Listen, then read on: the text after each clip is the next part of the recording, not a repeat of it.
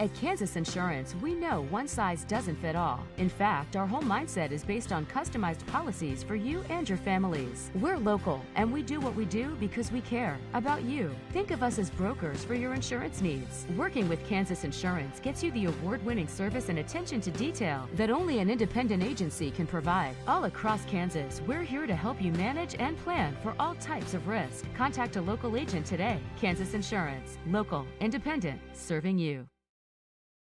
A great collision on the field? Awesome. An awesome collision on the road? Not so great. If that bad play does come your way, take your car to S&S Auto and Body Shop in Tonganoxie. S&S has been the area's premier auto collision repair center since 1972, working on all makes and models, glass replacement, bumper repair, fiberglass and plastic, color matching, and so much more. And they work with all insurance companies. Get your ride back in the game and learn more at snsautoandbody.com or call 913-369-3193.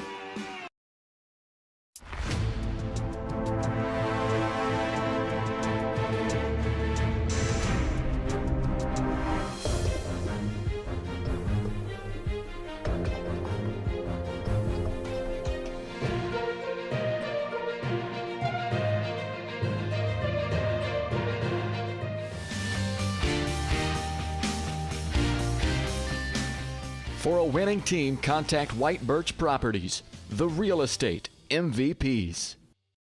Shop local and save at Brothers Market in Tonganoxie, where we treat you like family. Brothers Market has great everyday deals throughout the store. Enjoy fresh cut steaks from the meat department, the freshest fruits and vegetables from the produce aisle, and savor the flavors from the bakery. Check out their weekly ad to get the best deals on what you need. From apples to aspirin, Cool Whip to cool crisp lettuce. Brothers Market, open daily.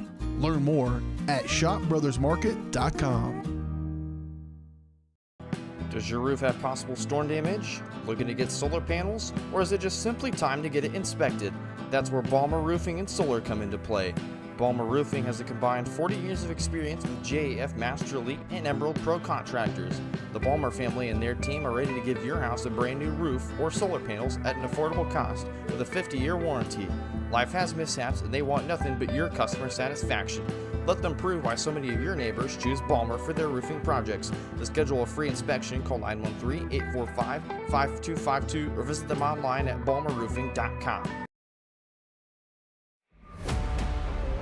This is your home for the Chieftains. Tonganoxie Sports Live. Tonganoxie Sports Live is presented by Kansas Insurance, locally owned and operated. Kansas Insurance agents have years of industry experience. Learn more at kansasins.com.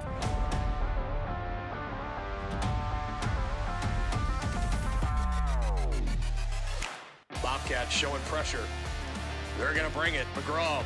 Pump fakes. Wide open. Stott Brown. And he breaks it in. Back to Brusman. Avoids one rush.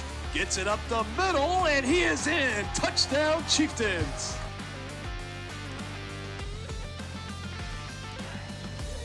There it is, finally. Scoreless no more. The header is good. Emery Weiser. 24-22. Set point for Tonganoxie. Near side, Smoots gets the kill and closes out the first set, 25-22. It's time for the Chieftains on your home for Tonganoxie High School Athletics. Tonganoxie Sports Live. You are looking live from high above at Lions Stadium in Lansing, Kansas, where former league foes meet again in a battle of Leavenworth County schools. It's Frontier League versus United Kansas Conference, and it's the Chieftains and the Lions right here on Tonganoxie Sports Live. So glad everybody could join us tonight. Again, alongside my broadcast partner, Dennis Drennan, I'm Dylan Funk. And welcome to Lansing, Kansas, everybody. It's been a little bit since the Chieftains have last been here on this field, partner. It goes back to the 2017 season to be exact. And it's been a while since these two have gotten together back to the 2020 season. And a 2-0 team in Lansing coming in, back-to-back wins in conference versus Tonganoxie 0-2 on the season and back-to-back losses in conference. Yeah, it's It's a tough start for the Chieftains so far this year, especially losing those in-conference games. But like you talked about, partner, it's been a while since we've been here, since the conference realignment. I believe you were actually playing in that last game that we had here. Good chance. In 2017. For you folks at home, I'm the weatherman, so I'm going to tell you it's a scorcher out here. It is. It's about 90 degrees right now. They're expecting it to be about 87 degrees at kickoff, which is a little over 45 minutes or so. But and there's very little breeze. There's maybe about a 6 mile an hour breeze coming out of the east, so it's going to be from the bottom of your screen to the top of the screen is how the wind is blowing. So the wind should not be a factor whatsoever. But one thing I will mention, partner, and this was one of my keys to the game, but I'll go ahead and put it out there now. Let's we're talking. Why not? This is your pregame show. Let's go ahead. Since we're talking about this heat, we saw in the last couple of games, and it wasn't even this hot, that cramps and dehydrations have been a problem for teams in the first 2 weeks. It's hotter today and more humid today than it was in those. So, as you know, Tonganoxie has a lot of players that go both ways. So, hydrate, hydrate, hydrate. Yeah, that's going to be something, a common theme for both teams, as the Lions also do have players that go both ways. And again, this football matchup tonight is presented to you by Kansas Insurance. They believe in taking time to issue personal care and attention to each individual client. To see how they can help you protect what matters most, give them a call at 913-369-6600.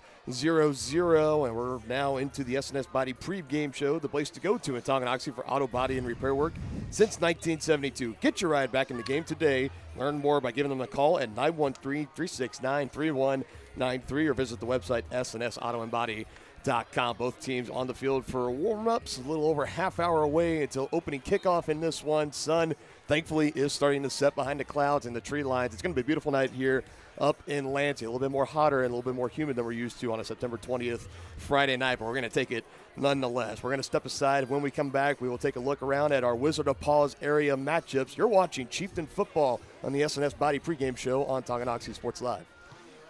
I didn't mean to talk so much. Does your roof have possible storm damage? Looking to get solar panels? Or is it just simply time to get it inspected? That's where Balmer Roofing and Solar come into play. Balmer Roofing has a combined 40 years of experience with JAF Master Elite and Emerald Pro contractors. The Balmer family and their team are ready to give your house a brand new roof or solar panels at an affordable cost with a 50-year warranty. Life has mishaps and they want nothing but your customer satisfaction. Let them prove why so many of your neighbors choose Balmer for their roofing projects. To schedule a free inspection, call 913-845-5252 or visit them online at balmerroofing.com. Community-minded and community-strong. That's what you get at Community National Bank in Tonganoxie. Community National offers big city amenities with the personalization of a small-town bank. They make banking easy with a 24-hour on-site ATM and mobile app that allows you to bank from anywhere. They offer great options on loans, checking and savings accounts, CDs, safety deposit boxes, and more. Stop by and let their friendly staff serve you at 231 North Main Street in Tonganoxie. Community National Bank, proud supporters of Chieftain Athletics.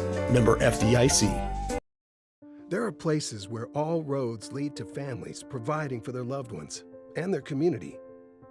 Where friends are found down every street. That's where you'll find us, taking time to get to know you, calling you by name, generation after generation. Farm Bureau Financial Services. It's your future. Let's protect it. Contact Farm Bureau agent Tex Vandervoort in Tonganoxie today. First State Bank and Trust is with you wherever you are with complete online banking. Cheering on the Chieftains once again? Why not pay your bills online? Waiting on your kiddos to get out of school? Seems like a good time to make a transfer. Or how about making a deposit from here? Back in the gym for another night? Why not get an e-statement while you cheer on Tongi? And of course, at First State Bank and Trust, you can always bank from right here. Come on in and see us and get your very own Chieftain card. To learn more about all the great ways to bank with First State Bank and Trust, go to firststateks.com. Are you ready for a mouth-watering journey down memory lane? Introducing Flashbacks. Start your day off right with our fluffy pancakes, omelets, or a cinnamon roll. For lunch, sink your teeth into our juicy made-to-order burgers, Philly cheese, and more. Flashbacks' friendly staff and welcoming atmosphere make every visit a delight, and their menu is filled with comfort food that will give you those warm, delicious flashbacks. Visit them today in downtown Tonganoxie, open 7 days a week from 7 a.m. to 12:30 p.m. Has your furnace left you out in the cold? Pipes plugged? Are you underwater with your water heater? If so, you'll be glad you called Ladd. Ladd Service Company in Tonganoxie has been your heating, cooling, and plumbing specialist since 1986. Ladd is your dealer for top quality brands like York, Aprilaire, and Wolverine Brass. Plus, they maintain and service all other brands. Schedule your appointment by calling 913-369-3509. Visit laddserviceco.com to see why you'll be glad you called Ladd.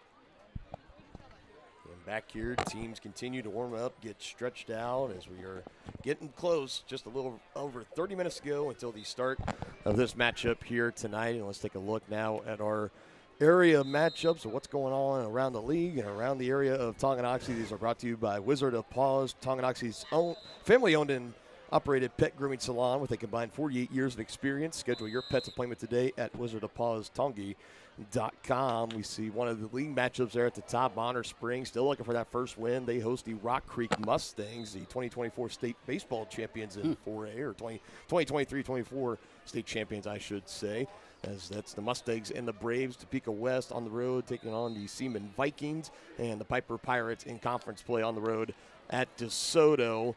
And Turner and Leavenworth squaring off against one another, also happening up here in Leavenworth County, just down the highway from us here, up just a in few Lansing, miles. not very far. Baser Linwood off to a great start in 2024, sit on top of the conference standings. Right behind them are the Lions, as Baser will go on the road to take on the Shawnee Heights Thunderbirds. Blue Valley Northwest Huskies against St. James Academy Thunder, and the Bishop Miege Stags on the road at Blue Valley West. Now we take a look at the league matchups in here. Burlington on the road at Baldwin, and Liston Stadium. It's a good crowd that the Bulldogs finally playing a home game as they'll host the Burlington Wildcats. Lewisburg Wildcats 2-0 on the year, back-to-back wins on our Frontier League Sports Live game of the week. They're back at home taking on the Clay Center Tigers. Paola Panthers 0-2, still looking for that first win against a hot 2-0 Ottawa Cyclone team up in Ottawa. And of course the game here, Chieftains and Lions. And this week, our Week 3 Frontier League Sports Live game of the week, the Eudora Cardinals at the Spring Hill Broncos. Spring Hill coming off that 18-14 win on the road last week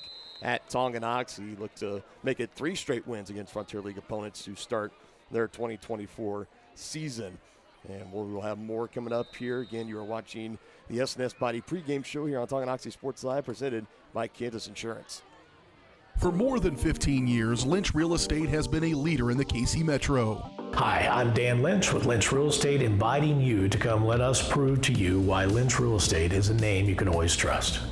Dan and his team have built a reputation for unparalleled customer service and satisfaction by building lasting relationships. Learn more about Lynch Real Estate at lynchresidential.com or give them a call at 913-369-3000. Whether you're a first-time buyer or a high-end seller, I'm here to make it happen. Make the landscape of your dreams a reality with a stop at Oak Creek Nursery and Landscape. Just 15 minutes outside of Tonganoxie, come explore their full nursery of plants, trees, shrubs, annuals, and perennials. Learn from their certified specialists about proper seeding, watering, planting, lawn treatment, and so much more. Visit their website to enroll in classes, preview upcoming events, and request an estimate for your next project. Or give them a call at 913-351-5296. Oak Creek Nursery and Landscape, your one-stop shop for outdoor living. Ridge Med Spa in Tonganoxie is more than a destination. It's an experience designed to redefine radiance and inspire success. Dr. Mark Peterson and Laura Snow facilitate and encourage both providers and clients to live life to the fullest by investing in themselves. Their new space offers services for medical weight loss, IV nutrition, laser hair removal, laser skin rejuvenation, hydrofacials, and Botox. Visit ridgemedspa.com to book your appointment today in Tonganoxie. Illuminate your beauty. The same look and location of a classic drugstore with the services and supplies of a modern pharmacy. That's what you'll find at the Downtown Drug Store in Tonganoxie. Of course, Downtown Drug is the local choice for your prescriptions and health needs, but did you know they have the best selection of Tonganoxie Pride and Chieftain Game Day gear in town? And a whole lot more. Cards, gifts, home decor, and even the best way to satisfy that sweet tooth. The Downtown Drug Store. Call 913-369-3800 or visit them online at thedowntowndrugstore.com.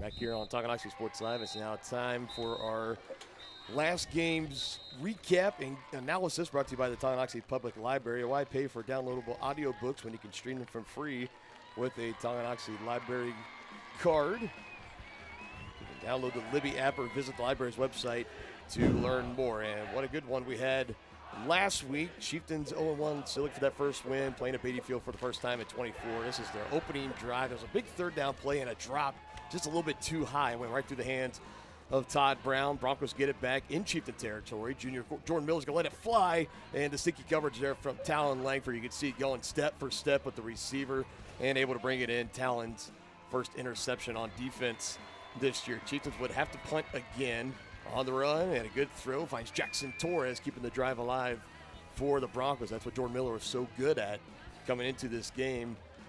This time, feeling the pressure, not going to get away. Kendall Smith comes in, gives him a bear hug, slings him backwards towards the 50-yard lines, and that would stall out the Spring Hill drive. We now fast forward to the second quarter, and this is where the Broncos really started getting on the ground with Patrick Stump. Look at that edge he had around on that left side, gets him to the 40. A few plays later, let's try the right side. Same result, up the sideline, and finally shoved that out of bounds, getting the Broncos within the red area. This is a big third down and 2 carry right here. Stump gets the first down. You see that ball get popped loose, and it goes backwards. Broncos do recover it. As you can see there, I believe that was Tucker McGuire. Peanut punches it out. You see it squirt loose back behind the line to gain. So that would set up a 4th down and 1. Broncos would bring Ryan Jackson on for the field goal try, and it would be good. That's how the scoring got started. Spring Hill on top early, 3-0. Talon Langford, next drive, takes a shot. We called Owen Schmidt's name a lot in that first half. He brings in a big catch right there. Chieftains would get in a groove. They would rush it down the field, and Tanner Hand would finish it there. 10 yards out for his 3rd touchdown of the season, and that would give the Chieftains their first lead of the night over Spring Hill. Now, this was with 17 seconds left. A lot to unpack here. We talked about it. The Broncos going to take a knee, just go to halftime. They'd be aggressive with it, just over the outstretched fingertips of Jackson Torres. Owen Schmidt, once again, good shot right there, scooping it off the turf. And so Chieftains get the ball back. A couple plays later, 14, we need you again. He's got it. Gets away from his defender. That was the freshman, Mikey Beck. Put the moves on him to get open. 2-point try would be good to Elijah Holthouse. Chieftains would go up 14-3. Now, this is a following punt. We're in the second half now. Todd Brown under it. Oh, and the worst fear for any punt returner, right through his hands and on the muff. And you see all the white jerseys around there. 1, 2, 3, 4, 5, 6. Jumping on top of that one. Chieftain defense would hold him to a 4th and 5, and this was the route we saw very often on that far side of the field. Jackson Torres on 4th and 5, the 19-yard connection good. And that would bring the Broncos just a little bit closer. They went for 2. It was not successful. Score remained 14-9. Talon airing it out again. Tight coverage. Referee wanted to throw the flag, decided not to, and then throws it again late. You kind of saw him at the Spring Hill Sports Live. Yeah. He was hesitant. That would bring the Chieftains 15 yards closer, but as I say, ball don't lie. Next play, Langford running, punched out again. And another turnover for the Chieftains. This time, it would be the quarterback that would cough it up. A couple of players, Cale Dye was close to it. Broncos able to recover. Weren't able to make anything of it as we now go to the 4th quarter. A big 3rd down play deep in Chieftain territory goes incomplete. This would bring Ryan Jackson on for another field goal, 27 yards that time. He went 2 for 3 on the evening. 14-12. Don't see that score every day, especially in high school football, and it was the run defense for the Broncos that really made things difficult for the Chieftains all night long. They break out, screen pass dialed up perfectly by the blitzing defense as they bat that one down. Broncos get the ball back in the 4th. Getting close, 6 minutes left, avoids the rush there. Miller is going to throw it, and he finds his man, Caden Kirshner, right in front of the Chieftains sideline to put him in Chieftain territory. Patrick Stump, 4th down and 1, right up the gut. Chieftains can't stop him. Bring him down inside the 5-yard line. A little over 3 minutes, feed the beast. 4-yard touchdown run that time by Patrick Stump, and that would put Spring Hill in front with under 3 minutes to go in the ball game. Chieftains get the ball back. A few plays later, Langford over the middle, deflected and intercepted.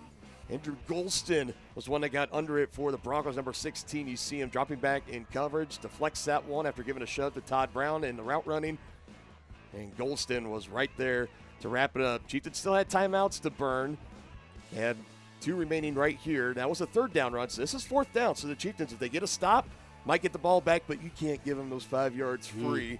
Early season mental mistake as the Chieftains would give it away. Final score, Spring Hill 18, Tonganoxie 14. Definitely a lot to learn from the game last week, you'd have to say. And you're looking at this team right now. Again, this is only week 3 into the season. I think this is where we're going to start seeing the game where penalties should start being less of a factor. You got to clean up on the penalties a little bit. I think Chieftains had close to like 55, 60 penalty yards last week. They didn't really have any big ones. It was just kind of a lot of false starts, offsides, holding, just little 5, 10-yard penalties. But it can add up very, very quickly. Well, and the turnovers give them a short field, too. 2 of those turnovers were just huge. Yeah, when you're -3 in the turnover battle too. Well, I should say -2 because they did take the interception off of Jordan Miller.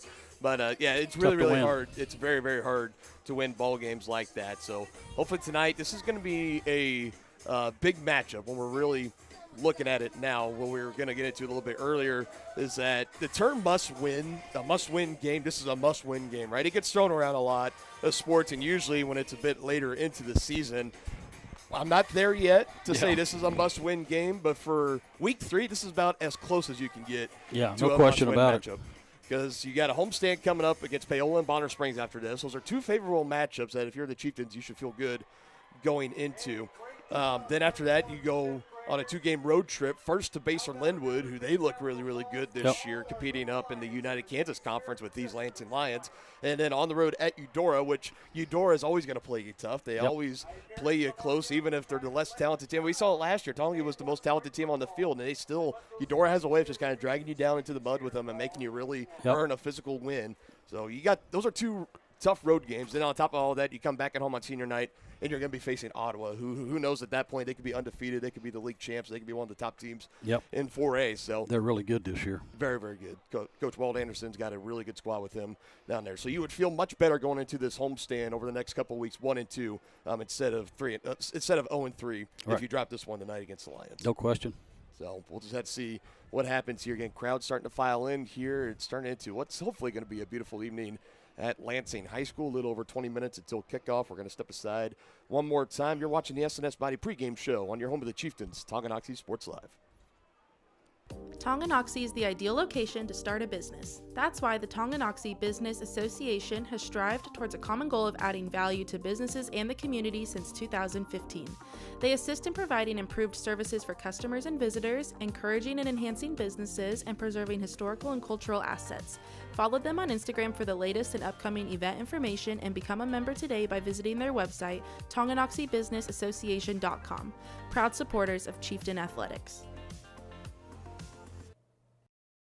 The Tonganoxie Recreation Commission is committed to creating community through parks, people, and programs. And now, with their all-new activity center, the Tonganoxie Rec Commission can do even more. Tongi Rec understands the benefits reaped through recreation are endless. Tongi Rec has a long list of classes, activities, and programs for the young and young at heart. For program pricing and schedules, call 913-845-3502. Visit them at the all-new activity center at the Tonganoxie High West campus or go to tongirec.org. Hi, I'm Dr. Aaron Stoes with Paola Vet Clinic. We'd like to thank you for trusting us with the care of your pets and large animals. At Paola Vet Clinic, we're proud to be your hometown veterinarians who know and care about your family. We provide cutting-edge diagnostic services, digital radiology, ultrasound, and in-house same-day blood work, chiropractic, and reproductive services. Come in and see us at our new location here in Paola in the Industrial Park with indoor cattle and equine facilities complete with a hydraulic tip chute. With a team of 11 veterinarians, our commitment to this community makes Paola Vet Clinic the vets you can trust. Hello, Forest States. This is Jay Hatfield with the Jay Hatfield Auto Group. We've been serving the Four States area for over 29 years, and we now have 6 locations which offer Chevrolet, GMC, Ford, and Chrysler Dodge Jeep Ram. Each of our locations is operated by a J. Hatfield family member or managing partner. At J. Hatfield, we're here to earn your business and trust. We have approximately 300 pre-owned and 300 new vehicles in stock or on their way, and we're making deals. Come see us at J. Hatfield location today and let us make you part of the J. Hatfield family. Midwest Chiropractic Center is a friendly and caring clinic providing comprehensive care for your chiropractic, rehabilitative, and fitness needs. Upon entering one of our offices, you are treated like family. The staff cares about your health, and their approach to care proves it. With 3 locations in Tonganoxie, Lansing, and Bonner Springs, plus some Saturday hours, Midwest Chiropractic Center is dedicated to offering affordable, gentle chiropractic care. Midwest Chiropractic Center, getting you back to active. Family-owned Wizard of Paws in downtown Tonganoxie offers personalized pet grooming, doggy daycare, dog obedience, and socialization classes. At Wizard of Paws, your pet will get one-on-one grooming experience, ensuring they will return to you quickly and looking fabulous. Their facility offers amenities and space that are doggone amazing. Call Wizard of Paws to make an appointment at 913-416-0255 or visit them at 406 East 4th Street in Tonganoxie.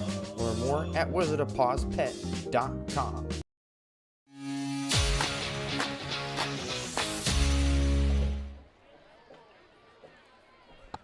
Again, still in the S&S Body pregame show here on Tonganoxie Sports Live. Dylan Funk alongside Dennis Drennan.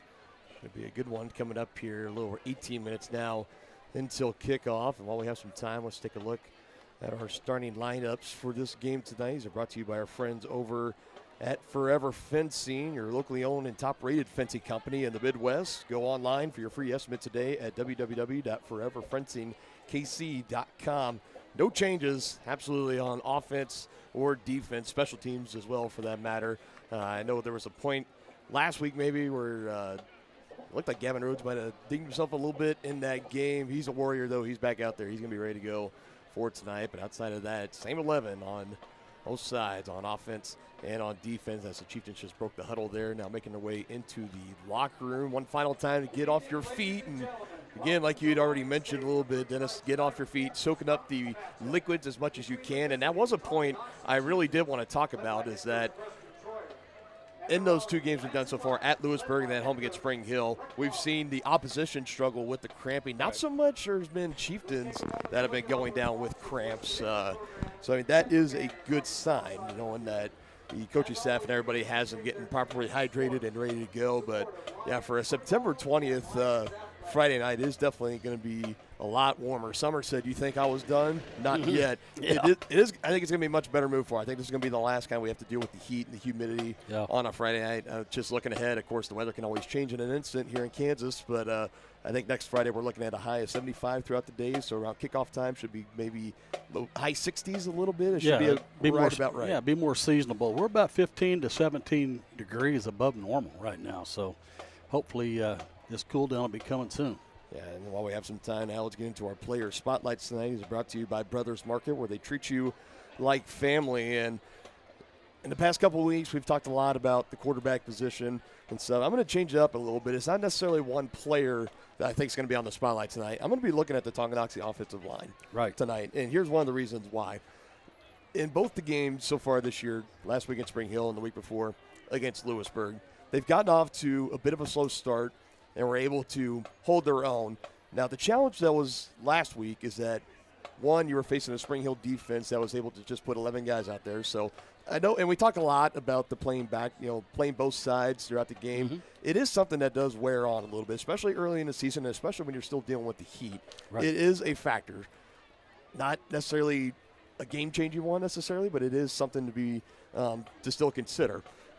It was able, for Spring Hill, they were able to stack the box a lot because they knew that the passing game was struggling and that Tonganoxie was going to come out. They were going to try to run the ball, so that it made it harder on the offensive line, knowing that you got 5-6 guys up there when you're going to be taking on 7-8. Sometimes we'd see 9 Broncos coming in blitz on a run blitz and really make it really hard for Tonganoxie to try to run the ball. I think tonight, I imagine throughout the week of practice, I imagine Coach Bonds probably laid the gauntlet and has laid the challenge down to them and say, we still want to come in. We want to try to run the ball. Teams are going to know it. It's going to be on you guys to try to go out and open up some lanes. We're going to step aside for a moment for our national anthem.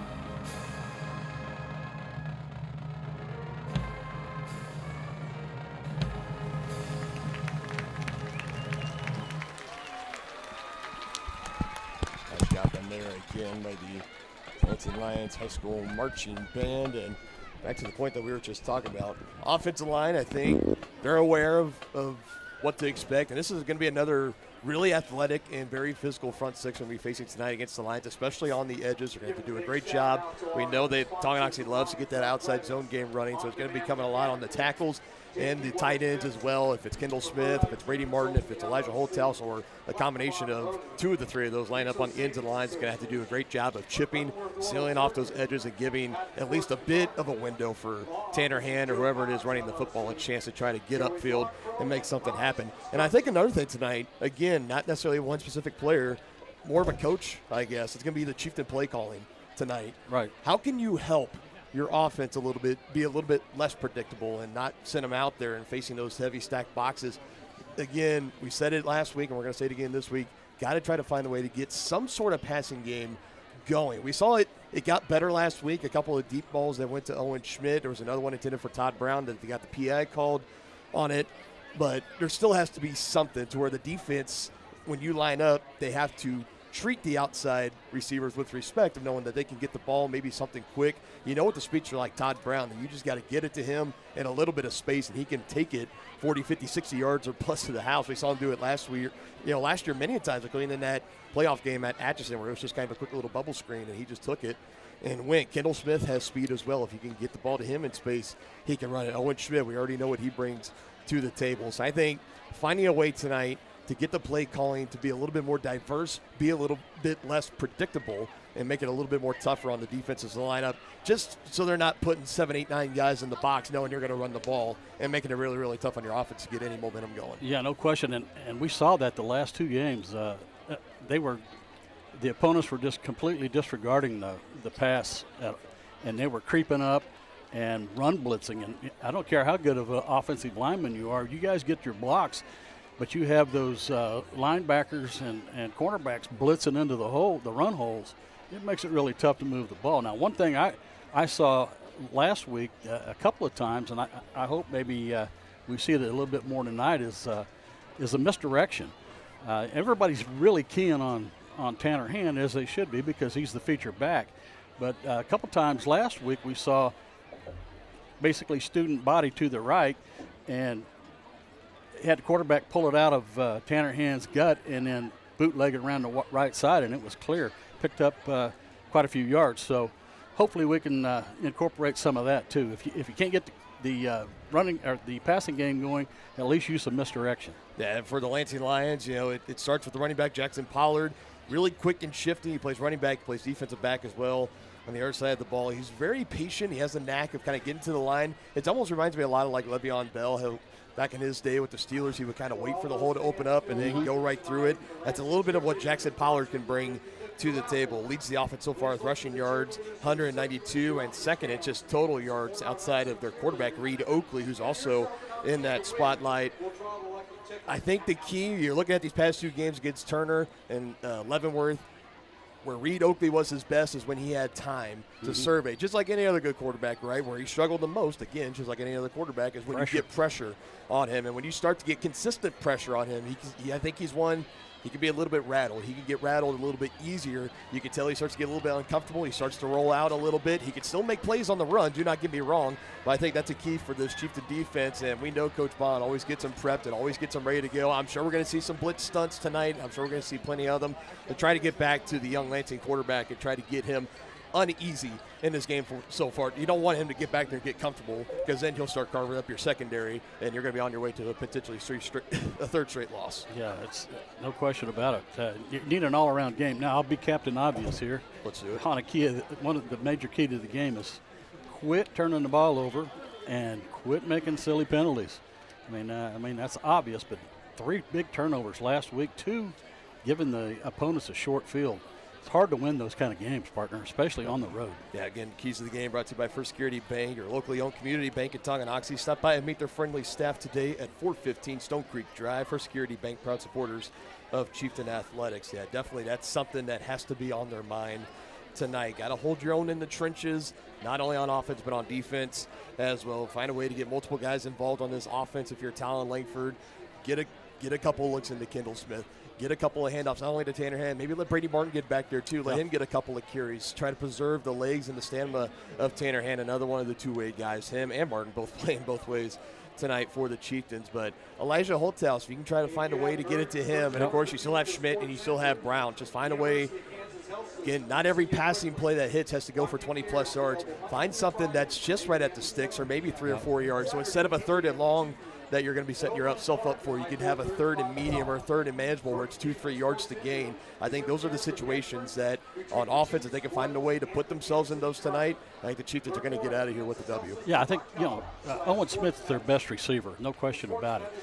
The other thing I'd like to see a little bit more of is have him split out wide and just get the ball to him. Just, it'll build the confidence of the quarterback too, just a quick out. Yep. And see if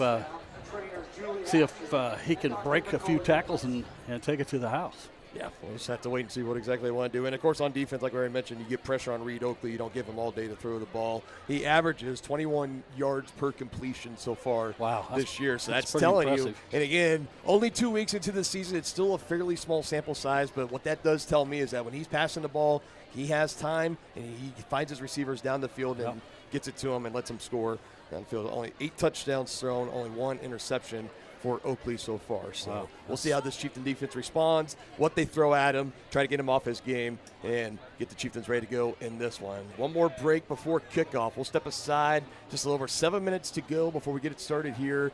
It's the Lions, it's the Chieftains, and it's coming up soon right here on Tonganoxie Sports Live.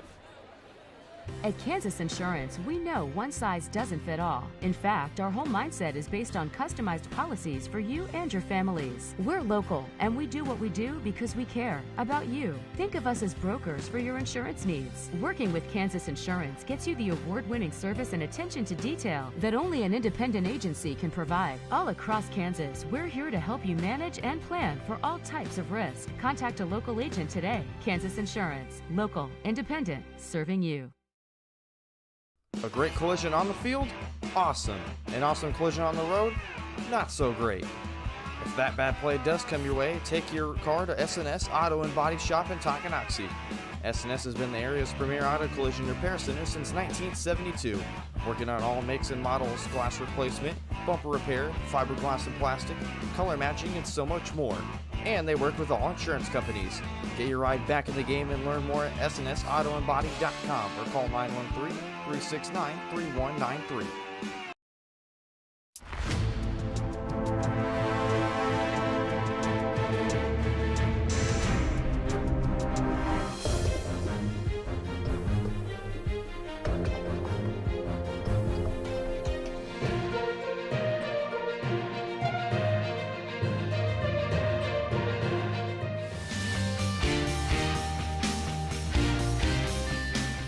For a winning team, contact White Birch Properties, the real estate MVPs. Shop local and save at Brothers Market in Tonganoxie, where we treat you like family. Brothers Market has great everyday deals throughout the store. Enjoy fresh cut steaks from the meat department, the freshest fruits and vegetables from the produce aisle, and savor the flavors from the bakery. Check out their weekly ad to get the best deals on what you need. From apples to aspirin, Cool Whip to cool crisp lettuce. Brothers Market, open daily. Learn more at shopbrothersmarket.com. Does your roof have possible storm damage? Looking to get solar panels? Or is it just simply time to get it inspected? That's where Balmer Roofing and Solar come into play.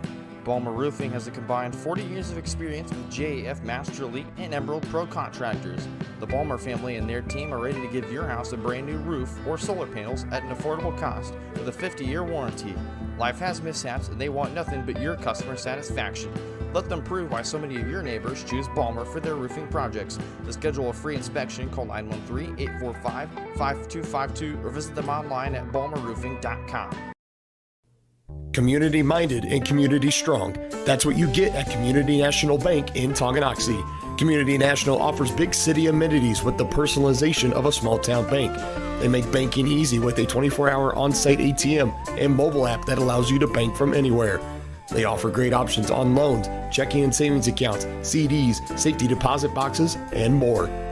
Stop by and let their friendly staff serve you at 231 North Main Street in Tonganoxie.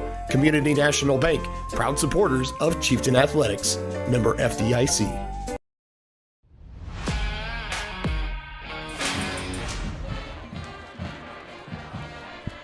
All right, both teams were just welcomed onto the field, and folks, it's not too often that we get to have breaking news right before our kickoff, but definitely so. So again, reached out to Coach Short a couple days ago, asked any changes in the starting lineup, anything going to be pending. Was told no. When we come out tonight, we see not only is Gavin Rhodes in street clothes tonight, but so is the senior TJ Leeper. Both are going to be out for this game tonight for the Chieftains, and sorely missed too. It's going to be sorely missed. Yeah, definitely no doubt about it. Two key figures on both sides of the ball. Gavin, the junior, huge in the trenches with the Chieftains there on the offensive line. So that's definitely going to be a challenge. Got to try to find overcome. But you know what? Like they always say here in Tonganoxie, it's next man up. Yep. So we're going to see who steps up tonight for the Chieftains. We got McGuire, Geiger, and Schmidt, your captains tonight for Tonganoxie. As well for Lansing, you got Jackson Pollard out there along with number 4, Aiden Lazard. A couple others there. I believe the other one's Reed Oakley potentially out there, number 12. He is. We'll see how the Chieftains want to get this one started here tonight. You imagine if you win the toss, you're going to defer, take your option to the second half. That's just kind of the standard protocol of what we do during these opening kickoffs. So you can see the official explaining to them the rules and everything. Make sure we're all shaped up and ready to go for this one. Elijah Mathis, number 50, also the fourth captain out there for the Lansing Lions. We got a winning the coin toss in this one. Good time to remind everybody the kickoff of tonight's game is going to be brought to you by Lynch Real Estate, your hometown real estate company that will help you buy your next home and make your real estate dreams come true. There's Dan Lynch and his team today in Tonganoxie. Coin is in the air. We're looking at it. Double take. And it looks like the Lions have won the toss just off the initial body language down there. Chieftains are going to be set to receive, and the Lions are going to kick it towards the end zone that they are currently facing. So that's it. We're going to see this Chieftain offense coming out first against this Lansing defense and see how they try to get going here in week 3. So far, and we know the defense has really played to the task so far here in 2024 offense. Again, you're missing a lot of key pieces from last year, but still, it's too talented of a team and too talented of an offense to go out and just not fully hit their stride yet. They've sputtered a little bit in the first 2 weeks. Let's see what they can do here in week 3. And again, no Gavin Rhodes, no TJ Leeper tonight for the Chieftains. Rocking the all-whites. Mr. Clean looks is what they like to call him. Meanwhile, for Lansing, red helmets, red jerseys, white pants, white socks on tonight. We'll have the Chieftains go back and receive this opening kickoff. And yes, folks, it is not your screen. There is a little bit of a glare. It's probably going to be dealing with it for the first quarter. Again, the sun is setting right behind the home stands, and we are facing right at it. So it shouldn't be around for too much longer. We'll see what happens. So should clear up in about 30 minutes. Chieftains coming into Lions country for the first time since 2017. Chieftains have won the last 2 matchups. Most recent one back in 2020. That was in the second round of the postseason. Back when we Had Blake Poggi and Tyler Bowden in the backfield for Tonganoxie, and that was the very first year that we were here on Tonganoxie Sports. And I believe the Chieftains, if memory serves me correctly, I know they won by a lot. 42-7 final score sounds about right to me. As we'll have Tanner that was a very talented Chieftain team that year. We'll have Tanner Hand back to receive along with what looks like Todd Brown. As the Lions get ready to tee it up, they'll kick it off from the 40-yard line. Too often you see number 90 stepping in there. Aiden Bonewitz, the senior kicker, one of 22 seniors that are rostered up here in Lansing. 57th all-time meeting between these two Leavenworth County squads. They've split the series in the last 10, 5 games apiece. Chieftains looking for their first win. As they're going to take the opening kickoff just inside their own 10. Tanner Hand's going to bring it out straight forward, lowers the shoulder, and is stood up just a yard outside of the 25. That's where we will see Talon Langford in this offense set up shot for the first time, 1st and 10. And we'll see again. I think this first offensive drive, it's going to tell a lot about what the offensive attack is going to be tonight. We know Coach Troyer, he's very smart enough to know that what he's been trying to do the past 2 weeks, maybe some stuff has worked, some of it hasn't. He's probably sorted through the playbook a little bit, shuffled some things up. Let's see what they do here. Chieftains will start with 2 wide out to the near side, a man at the top, one man in the backfield to the right side of Langford, and that's Hand. And they'll give it to him off the slight delay right up the middle. And a couple of yards picked up there on first down. A couple of Lions in on the stop. Aiden Lazard, number 4, I believe was the first one in there to make contact.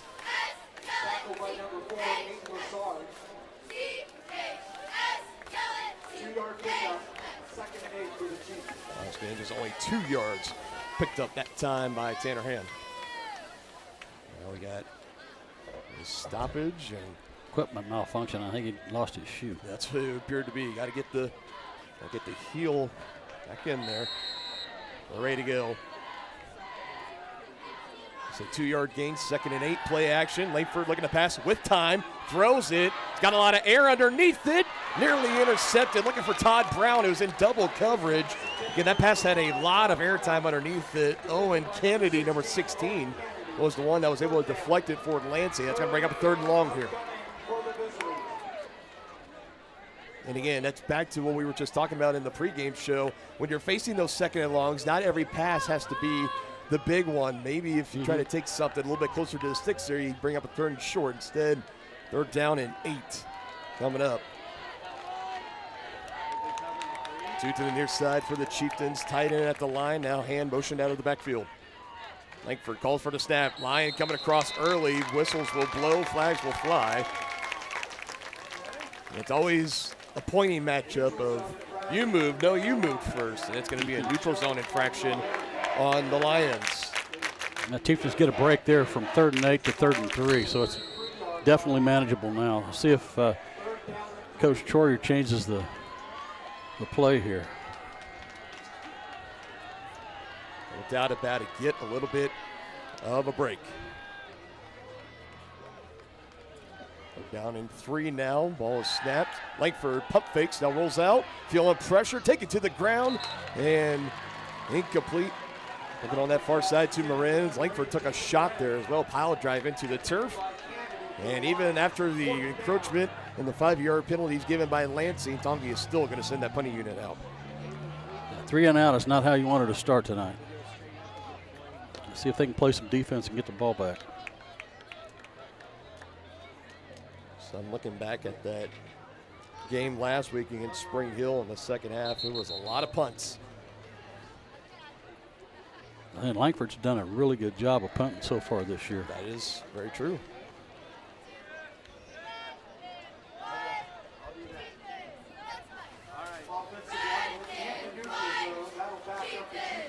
That's a 5-yard penalty on the Chieftains. That's going to make this punt a little bit more tougher for Langford. Yeah, just gave it right back.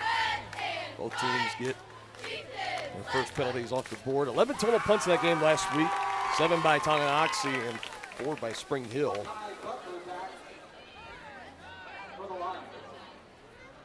Langford waits for the snap. Wall forms in front of him. Pressure, not enough to At least block that one, and it will fall right at the 40 where Mekhi Butler will call for the fair catch. Good starting field position for quarterback Reed Oakley and his squad as they'll come out for their first possession of this game.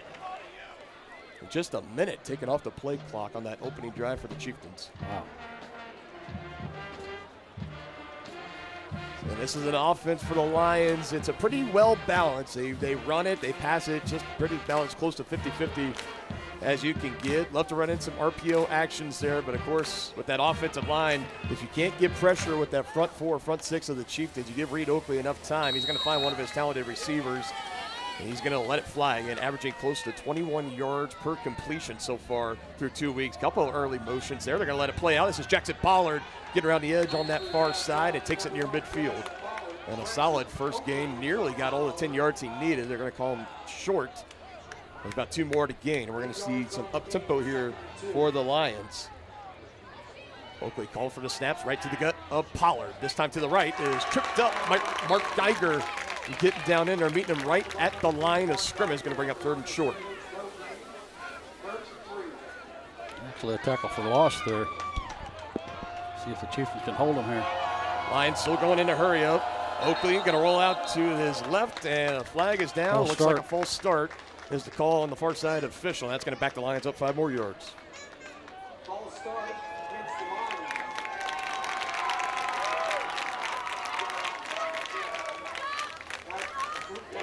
Well, again, just a little over a minute and a half into this ball game. Already 3 penalties called, 2 on the Lions, 1 for the Chieftains. An exact opposite of what we saw in that first drive. The Lions penalty makes it 3rd and short for the Chieftains instead. Now this one makes it 3rd and long for them. 3rd down and 8. They continue to take their time looking over to the sideline. Head coach Rick Pollard and his staff sending in the hand signals. So now they'll come to the line set. 2 receivers here to the near side. And another lining up in the slot. That's Tanner Kell, number 7. Oakley to pass with time. Steps up in the pocket. Looking for Butler down the field. Good coverage by Todd Brown as he swats it away. Great coverage that time by Todd. Going to bring up a 4th and long. Again, like we talked about with Oakley, if he has time, he loves to take the shot down the field. Was looking for his big man, and Mekhi Butler, leading receiver early in the year so far for Lansing. Comes in 179 receiving yards on 7 catches, close to 25 yards per catch for everyone keeping track at home. Oakley, just as Langford does, serves as the punter for the Lions. Both teams go 3 and out on their opening possessions. Peter calls as Tongi will let this one go as it's going to roll and will be taken in at about the 21-yard line. Almost similar starting field position for this Chieftain offense as they go out for their second possession. 2 3 and out so far to start the game. That's it.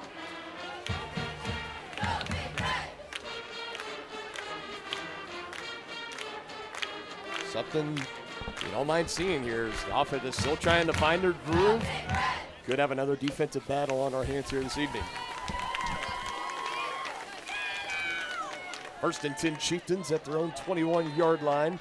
2-by-2 set. Tight end at the line is Holthaus. Langford, the lone man in the backfield. And it's a design quarterback keep. Langford stops, cuts back towards the middle of the field, and takes a solid hit.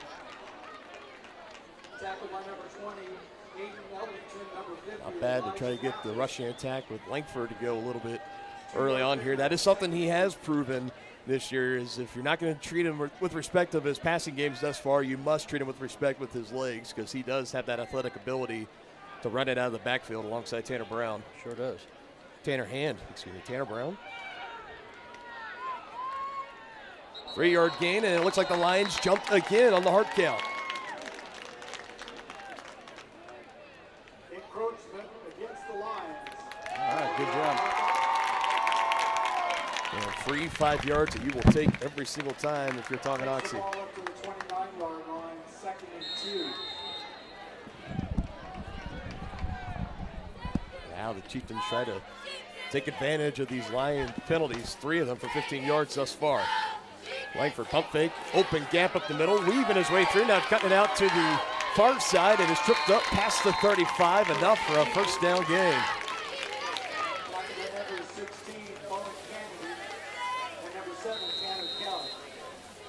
Almost looked like a broken play. Looked like he was trying to throw it quick out and decided to tuck it and run. Good gain of 7 yards. Yeah, maybe a little bit of improv there. Could be. No problem with that. That's that interior of the offensive line. Zach Fisher, Cale Dye and company just parting the sea in the middle. Gave him a good cutback lane as he picks up 7 and the fresh set of downs. First down we've seen picked up by either team early in this game. Tanner Hand now with space. Zigging and zagging his way through down to close to the 45-yard line. We'll call him a yard shy at the 44. Nice pickup on first down. Longest run of the night so far for Tanner Hand, who carries 10 yards. 2nd and 2. This is just where the Chieftains wanted to find themselves tonight on offense. He's 2nd and shorts, 3rd and shorts. Trying to pick it up here on the ground. Second effort, maybe he got it. And it looks like he did. Yep, officials already indicating here on the near side. He's got the yardage, move the chains. It's another Chieftain first down.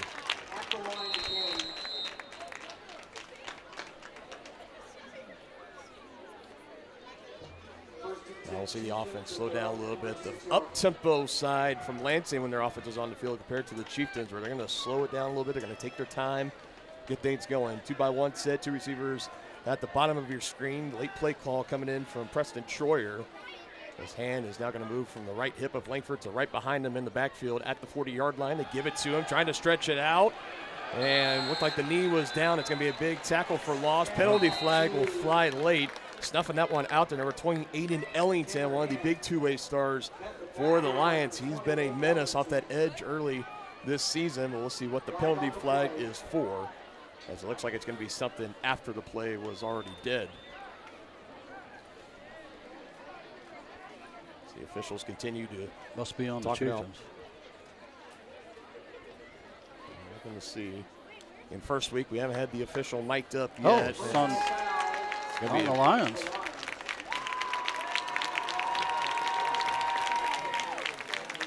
And that was the question to me, because it looked like he was down. They were calling Tanner Hand down on the play, and a couple of Lions came in late and piled right on top of him. And I think that was an easy 15-yard call, as that is going to move the Chieftains well into Lions territory.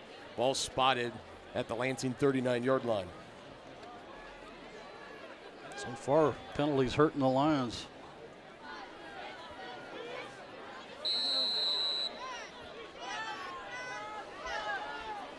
Again, after the 15-yard penalty, 1st and 10 in Lions territory.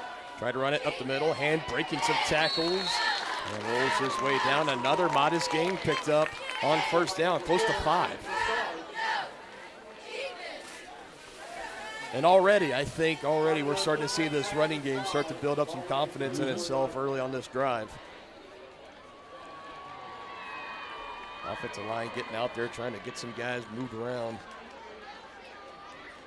And it looks like number 50, John Golba, is going to fill in at the right guard spot for Gavin Rhodes, again in street clothes, not participating in tonight's game. 2nd and 5, handoff again up the middle and towards that right side. Tanner Hand able to burst through, trying to turn on his speed with a big stiff arm. Touchdown, Tonganoxie from 34 yards. Hand showing his track speed there. Nice job, young man.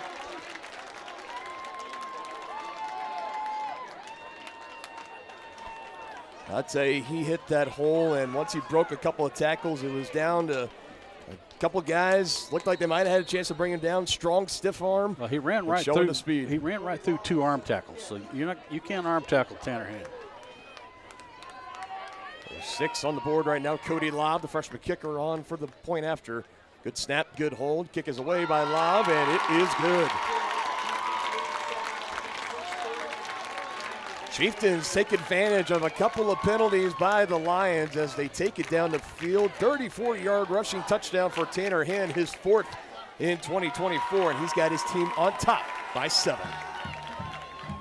Inviting, connecting, serving, and growing. That's Grounded Coffee House in downtown Tonganoxie. Enjoy the best cup of coffee in town 6 days a week and pair it with freshly made from scratch pastries, muffins, cinnamon rolls, and so much more. Plus, check out their beautiful event center, Grace Hall. Perfect for your next gathering, celebration, wedding, and party. All profits go towards local and international charitable projects and organizations. Drink local, support local at Grounded Coffee House. Place your order for dine-in or carry-out at groundedcoffeehouse.tonganoxie.org. Chieftains ready to kick this one away to the Lions as they strike first, up 7-0 thanks to the 34-yard touchdown run by Tanner Hand. Extra point effort good from Cody Lobb. And I'll tell you, that drive right there might have been one of the best, if not the best, on the season so far. Oh, yeah, offense. no question. Good medicine. And of course, 15-yard personal foul penalty for the Lions definitely helped, but this looks like an offense that's maybe starting to get their swagger back, especially with rushing the ball. And it's just getting a hand on the shoulder pad. Jason Byrne able to spin him down on the return. That was Tanner Kell for the Lions. So he's trying to cut it back up towards the middle of the field and hit his window. So now we'll see the Lions out for the second time. Went 3 and out, forced the punt over to the Chieftains. Both teams had their first drives. I believe it was maybe only a minute and a half, 2 minutes of game clock taken off the scoreboard. Chieftains chewed it up a little bit more on that last scoring drive. Now the defense, you know they will have nothing more to come out and get a 3 and out and get the ball back into the hands of the hot offense.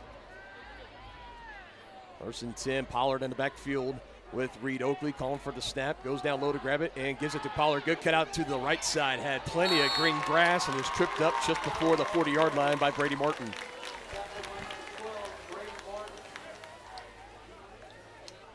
Yeah, like we talked about, both teams, they love the outside zone, so when that tackle and everyone on the right side could seal that edge, Pollard saw it, bounced it out, took it for a good gain of 5.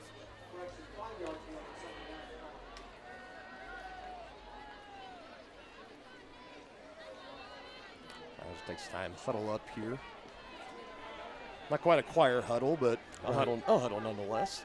2nd and 5. Back to Pollard, and again, back to that right side. Avoids the first tackler from Tonganoxie and gets close to that line to gain, maybe just a yard short. So it looked like it may have been Tucker McGuire, the first one that had a shot at him.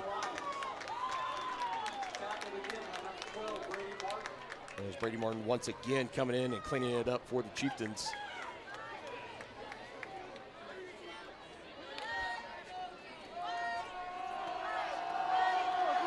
For 1 so far on 3rd downs tonight for the Lions. Don't need a lot. 3rd down and 1. They go back to Pollard, and he's met by Tanner Hand, stunting right up the middle, and I think he's going to be short. Going to be close. Depends on the spot. We'll see what the officials decide.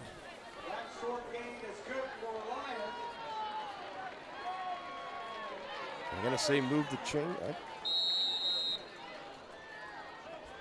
The indication, they're saying 1st down. Chain gain's not moving. Now they're going to move.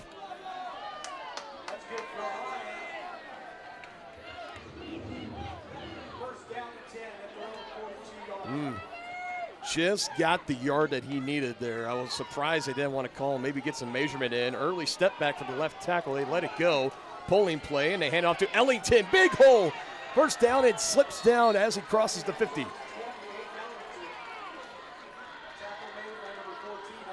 Again, looked like there was some early movement there. They let the play go on, and it's a good pickup for Ellington as he picks up the 1st down again on his first carry of the game.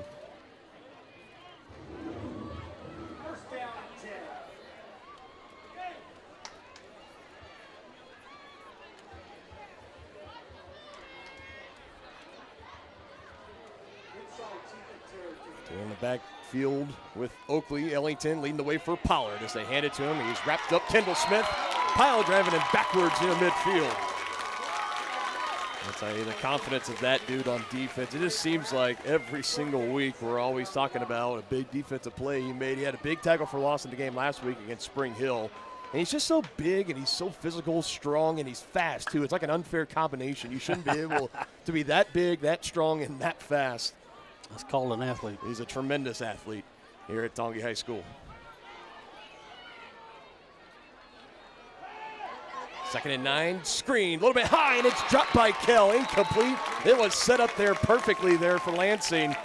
And if he finds a way to get that to Kell, then he could turn around and run with it. He had a lot of green grass in front of him. As we get the Butterfinger chance here. Tonganoxie student section right in front of our setup here, just below in the bleachers. So we're going to be hearing them all night long. Rightfully so. Good crowd. Looks like red, white, and blue night. Yeah. Good crowd on both sides. Looks like the theme. You can see it a little bit on your screen. That's the student section of Lansing. Looks like it's neon night.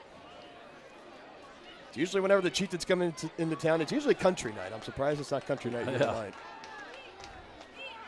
3rd down and 9 off the drop on the screen pass. Reed with time. Now roll out to his right. Feeling pressure. Smith from behind has to get rid of it. Ill-advised and intercepted. Intercepted in the hands of Todd Brown. Yeah, he tried to force that. Turnover to the Chieftains. Now they have to make this hurt. Big interception there. And Todd Brown in the pressure. You had McGuire and Smith, both the defensive ends, crashing in on Oakley. And like we talked about in the pregame show, you get pressure on him. He tends to make mistakes. He tends to get rattled. He should have held on to that one. Or thrown it the away. Lions thrown it away. Or thrown it away. And maybe that's what he was trying to do. I'm not sure. But that, again, with 2 players collapsing on him, I think, in my opinion, you got to try to hold on to that one. Punt. Instead, it's a turnover. Chieftains setting up, still good field position. Again, Tanner Hand dancing around, able to break through a couple more arm tackles as he picks up a pair.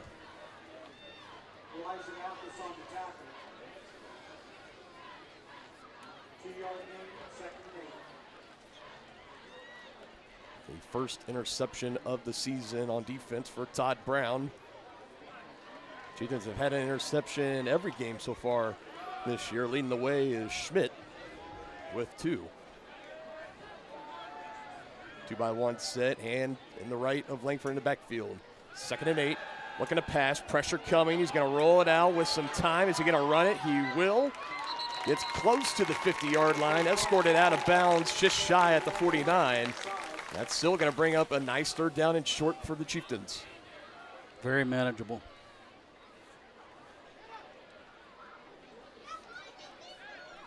Chased out of bounds by number 52, Aiden Lethbridge. Good rush of about 7 officially. Now we're seeing that 3-back set with Martin and Todd Brown in the backfield. Tanner Hand right behind him. Directly behind Langford. They're going to hand it to him and work it to the left. Stops, avoids one. Looking to just shove him off. Hit the hole. Tanner Hand.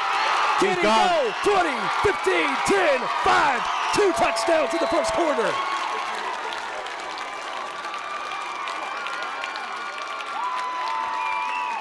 Holy cow, 51 yards, longest rush of the season for Tanner. You cannot arm tackle that young man. It's too strong. Wow. I mean, saw him stop in the backfield near the line of scrimmage, brush one man off and go into a cluster, and in a cloud of dust, he comes scrambling out through arm tackles once again. He gets in the open, you're not going to catch him. He's a sprinter on the track team. Point after try again from Lobb. Trying to double the Chieftain lead, and he does. 3 possessions, 2 touchdowns, both of them by Tanner Hand, one from 34 yards, that one from 51. The Chieftains are off and running in the Lions' den, up 14-0. Shop local and save at Brothers Market in Tonganoxie, where we treat you like family. Brothers Market has great everyday deals throughout the store. Enjoy fresh cut steaks from the meat department, the freshest fruits and vegetables from the produce aisle, and savor the flavors from the bakery. Check out their weekly ad to get the best deals on what you need. From apples to aspirin, Cool Whip to cool crisp lettuce. Brothers Market, open daily. Learn more at shopbrothersmarket.com.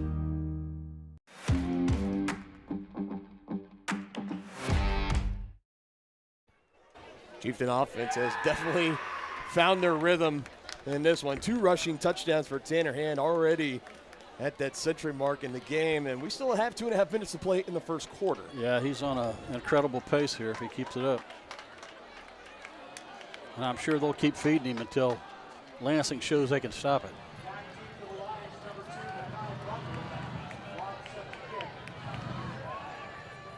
.104 yards, 2 touchdowns, to be exact. That'll help the old statistics. And 7 carries, too. That'll help the yards per carry. Absolutely. Lobb pooching it away again. Fair catch called for and brought in right at the 30-yard line for Lansing. Preston Troyer is hot about something. He's got the headset off, trying to get the attention of an official. He's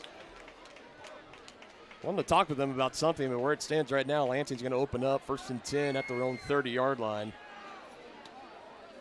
Chieftain defense up to the task so far. They forced the 3-and-out in the punt on the first drive for the Lions, and then the interception forced off the pressure from Tucker McGuire and Kendall Smith. It was Todd Brown that brought it in, and it was just a few plays later. Tanner Hand took it 51 yards to the house to cash in on that turnover. Like you already mentioned, have to make it hurt, and that's exactly what they did. Absolutely.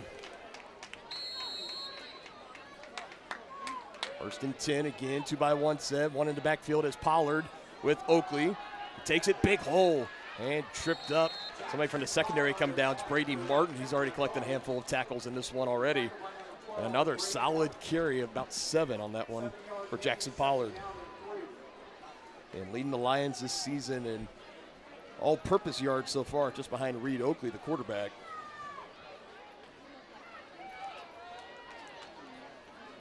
Averaging about 7 yards a carry is Pollard. To give it to him again. Tanner Hand have a game. This time on defense. Second time he's gotten in that backfield. It just stonewalls Pollard as he goes nowhere. In fact, he goes backwards a yard. Pollard at the line of scrimmage. Loss of 1, 3rd down and 4. Nicely done on the run blitz by Tanner Hand there. I hope he's getting some electrolytes on the sideline when he has a chance. He's off there right now. 3rd down and 4. Chieftain defense trying to get another stop. Design, roll out. Oakley stops. He's going to throw. Back over on the far side. Has a man. In comes the pass. Oh, it's Schmidt. Wow, what a forces the incompletion and nearly an interception. Did you see him close on that? That was awesome. Unbelievable as he had a man down the field, throws the ball in sideline in frustration. Trying to get a look at that receiver down there. I believe that was A.J. Allen. Definitely had about a step and a half on Schmidt. A little bit too much air on that one from Oakley, and it gave Schmidt enough time. Great effort nonetheless. Yeah, the closing speed by Owen Smith there was incredible.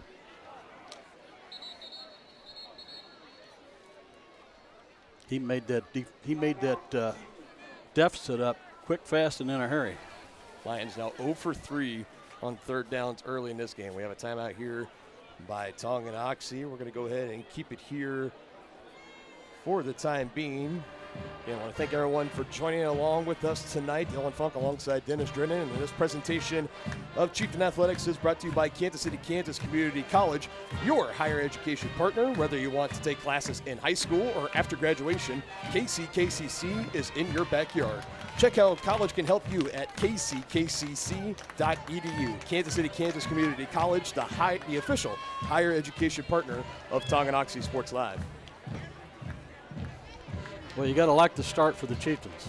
I think you got to love it, yep. Honestly. This was a team, we all know what happened last year, going to the Sub-State Championship games. High expectations for them. They were ranked in just about every media poll in every county all across the state. Everybody had Tonganoxie as a top 10 team, not only in 4A, and that's taking in accounts of everybody in 4A. They dropped 0-2 to start the year. They've lost 2 games by the combined margin of 5 points. Theoretically or hypothetically, we're looking at a team that's a touchdown away from being 2-0, but that's just not the way football works. Right. How did they respond to the adversity tonight? Well, so far, they're living up to it, but there's still plenty of ball game left to play. Still a little under a minute and a half here in the opening quarter as Oakley boots this one. Owen Schmidt back to receive it, calls for the fair catch, and brings it in. Chieftains will take over at their own 25-yard line. That 47-yard punt by Oakley. 1st and 10 Chieftains. 4th drive coming up here for the Chieftains. They went 3-and-out on the opening drive, and they've ended the last 2 with rushing touchdowns by Tanner Hand, one from 34 yards and the other, most recent, from 51 yards. And on both of those has broken multiple tackles. Oh, yeah, no question. On his way to the end zone. Yeah, his yak is impressive. That's yards after contact.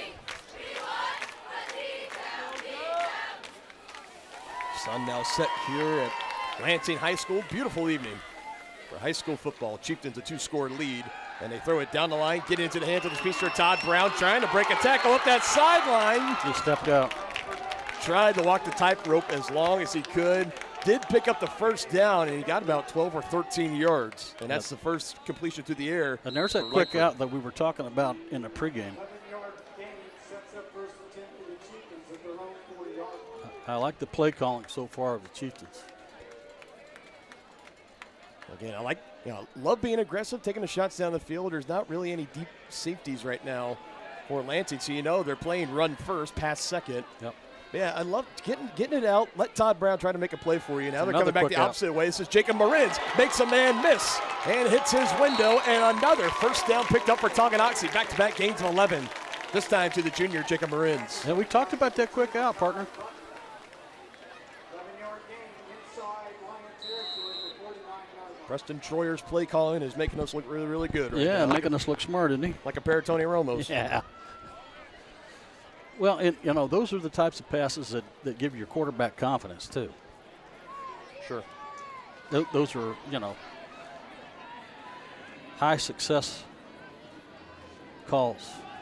Go back to the ground attack again with Hand. Still not going down. Young man, I tell you what, he's a handful. Again, just a 2-yard pickup. I mean, you saw how many red jerseys, 2 or 3 of them pushing back on Tanner, and he just was not going down very easily. As the Chieftains are just going to let this clock run down as we go to the second quarter.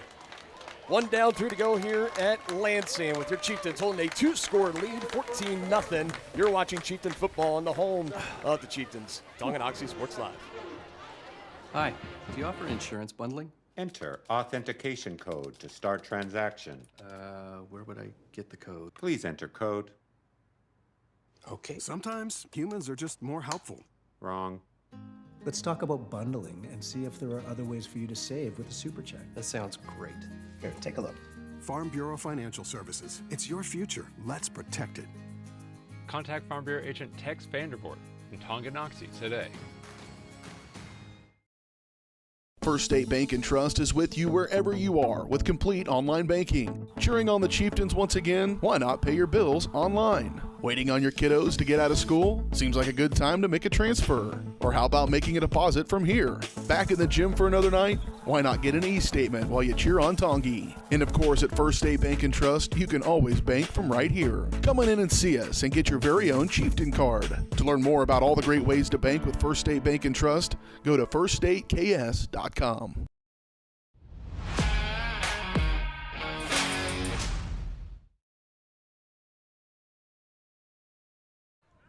There we go. Got to remember, hit the button. Let's unmute our mics so that everybody, they're all here to hear us talk, partner. Don't you know this? Sure. 14-0 score. Chieftains on top to get things started here in the second quarter, already in Lansing territory.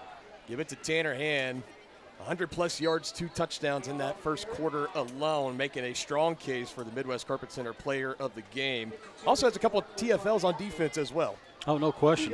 He's all over the field. We've been calling 22's name all night.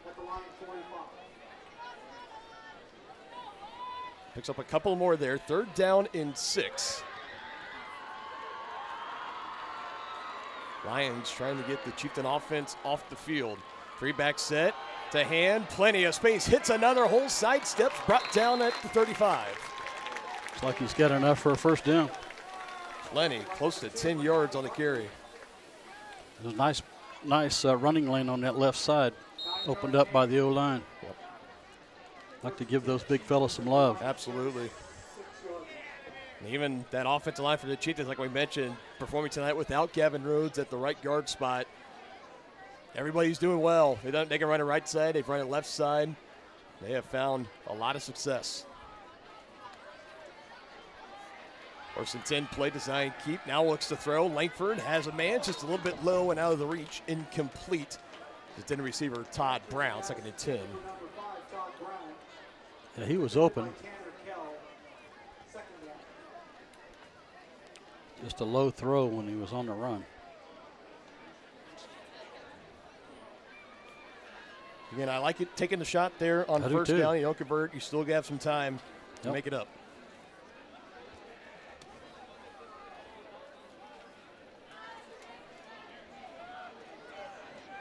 Got an empty backfield. Good show passing down. They do right Another down the quick out. line. Brown brings it in, avoids a couple of Lions tacklers using the speed, breaks another, sidesteps another, stepped out of bounds, but a first down picked up there on what should have been a loss of 2 or 3 yards. Yeah, no question about it.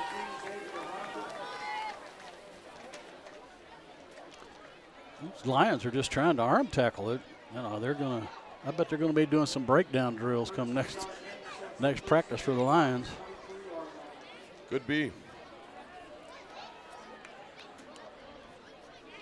So again, and I like that too. You just missed him on the first down play, second down, give it right back to him. Let him make a play. Again, first team All-League wide receiver last year, earning those honors for the season he had last season as a junior. I like how involved they were getting him in this game. Same with this guy as well. Hand met by some Lions and finally pulled down, getting closer to the red zone as they're just at the 21-yard line.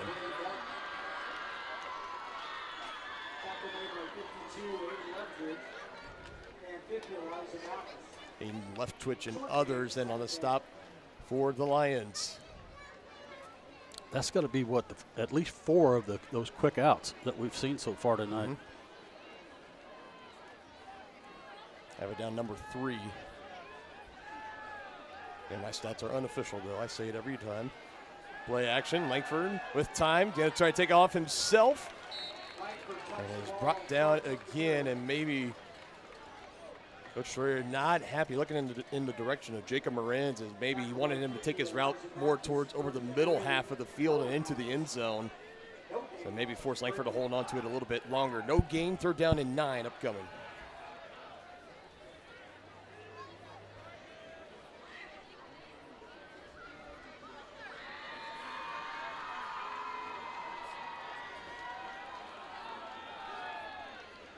Two-by-two set. And in the backfield with Langford on his left tip. Excuse me. It's like Brady Martin. They're going to throw it again, looking for Todd Brown. And I think he might have misread it while it was in the air. And it goes incomplete. Back in coverage for the Lions is Logan Yandra.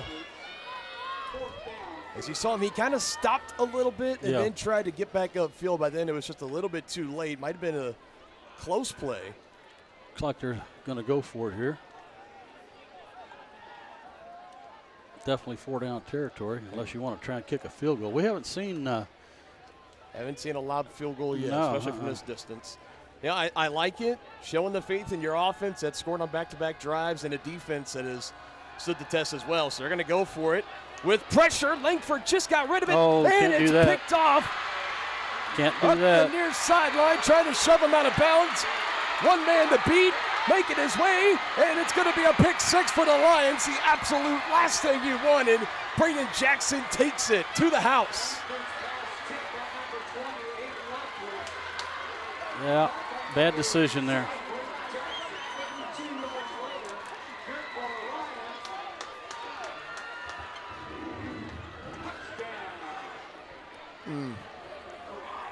That hurts. It was Aiden Ellington again. We've talked about him, how he does so well, that relentless motor coming off the edge. He was the one that got the pressure on Langford as he was looking to pass it.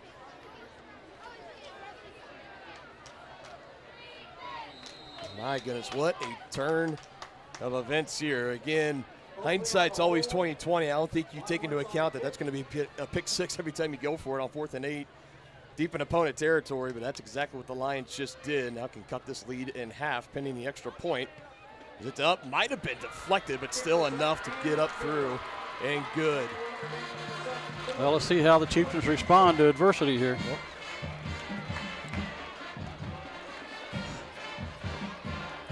We're gonna find that out right here, but first let's take the time out here again. Chieftain Athletics tonight brought to you by Crookham Construction, performing a wide variety of concrete and construction special project services throughout the area. They're hardworking people with small town family values. Find more information at crookhamconstruction.com. You know, we were talking a little bit about the history of this matchup. 57th all-time meeting between these two teams. Tonganoxie leads the all-time series 31-25. These are all coming from the Kansas High School Football History website. You can go to Google, look it up right now. Last met in 2020, like we mentioned, that playoff win. I was just a tad bit off the score. Chieftains win at 49-10. I said, I think 42-7. Still a little bit close. They've split the last 5 matchups. Lansing taking 5. Tonga has taken the last 5, including 3 in a row, including, like we already mentioned, 2017 right here on this field.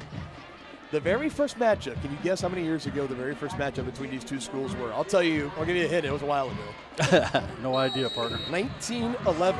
Holy cow. When these two teams met. I'll give the final interesting nugget here after the kickoff. It's booted away. Let's see who's going to try to scoop it up and take it. Now trying to come back up towards the middle, and it was brought down shortly after on the return there from Alex Stevens. So the game in 1911 between these two teams was ruled a no contest because Tonganoxie had to leave at halftime to catch their train home. So they could not play out the rest of the game, therefore it was called a no contest. That's funny. Can you imagine if somebody did that now these days? Yeah, I wonder if that I would almost bet that was 8-man football back then. It very well could have been.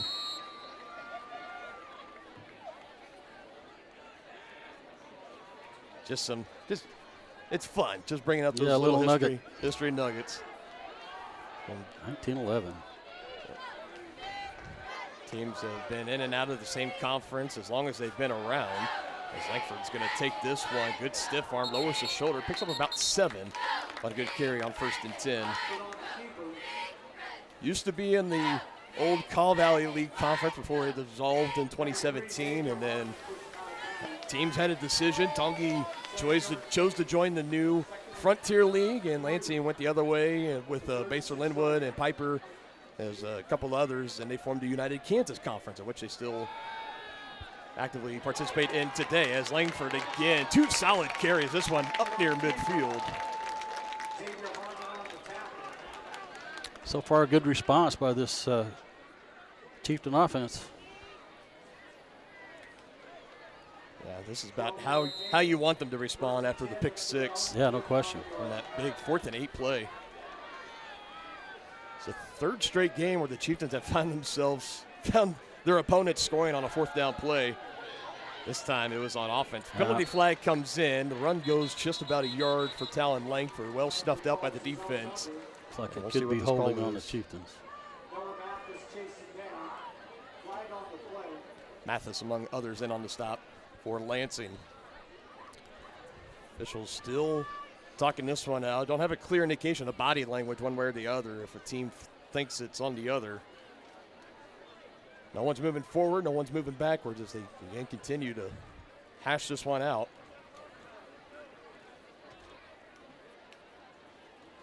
And they're going to pick it up. Oh, okay. Well, you like to see them get together like that and get it right. Yeah. What you're thinking, every time on any kind of play like that, you can usually you figure it's a holding, maybe hands to the face. It could be anything like that. I think the fact that they were talking so long, I think they were going through that process of, was it really something or should we just pick it up? And that's exactly what they decided on. But again, kudos to them taking the time. Another flag is up. Play still going. Heaving it down the field for Elijah Holthouse. He lays out for it, but it's incomplete. But like we mentioned, flag right as the ball was snapped. Again, indications, majority of the time, these are on the defense. So we'll just leave that flag graphic up there for now.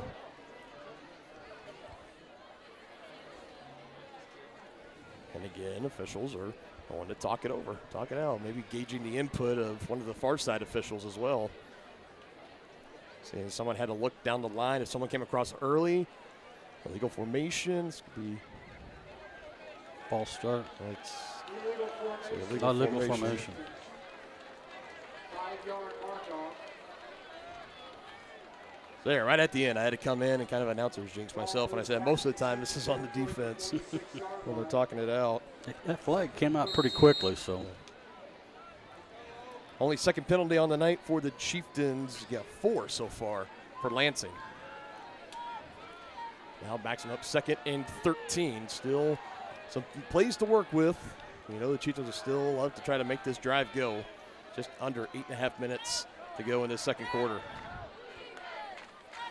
Get it off with 3 on the play clock. Langford wants another shot. Has Todd Brown, and he breaks it in. Inside the 15-yard line. That's a way to foot the field. Well, and you gotta give kudos to Coach Troyer there. He goes back to the pass even after that pick 6. So nice pickup there. Really good throw by Langford too. 46 yards to the air too. 41 yards. I got a little bit ahead of myself. Still 40+ yards to the air. Longest passing play of the season for the Chieftains. On the ground again, Langford hit hard from behind, but making his way closer to the end zone. The Chieftains, if they get it to looks like about the 3-yard line, that's still a chance for them to pick up a first down and then go to goal. Yeah, Chieftains need to punch it in here. 6 yards with the legs that time for Talon. 3-back set. This time they're going to take it to the left. Tanner Hand cuts back, and I think he's going to have the first down at least, as they're going to call him right around the 2-yard line. Yeah, and officials are already saying, let's move it. 5 yards on that carry for Tanner. 4 downs to punch it in from 2 yards out for the Chieftains. They keep that 3-back set, and again, they go to the left. Tanner Hand trying to push forward. Did the ball come out there at the end? Lansing's indicating the ball is out. Lions have it right now. Was he down? No, I think indication they're saying Lions football. That's a killer right there. 2 turnovers now for the Chieftains. Jackson Pollard was one that came away with it. Oh, no. That hurts bad. Well, the Chieftains got them backed up, so see if they can get a safety on them. Looks like it's on the 1-yard line. Yeah, I mean, there was not a whole lot of room. It looked like initially he was stopped at the line of scrimmage, and the extra effort as he continued to fight, and someone must have got a hand in there, knocked it loose. Jackson Pollard was able to recover it. So he'll stay on the sideline right now. Looks like Ellington's the man in the backfield for the Lions. Big hole. He's going to get him out of the shadow of their own end zone. First down and more for Ellington. Past the 30-yard line. Coming up the near sideline as he bounces out of bounds right around the 40. And now you're starting to feel the momentum starting to shift to the side of the Lions. Well, let's not forget that the Lions get the kickoff in the start the second half. Big hole opened up that time. Try to get the play off quickly, and whistles will blow here, and it looks like the Chieftains got a timeout in. Oh, stop the clock right now. It's continuing to run, so they're going to have to do some time adjustment here. Bringing out both teams with just, looks like should be two timeouts remaining.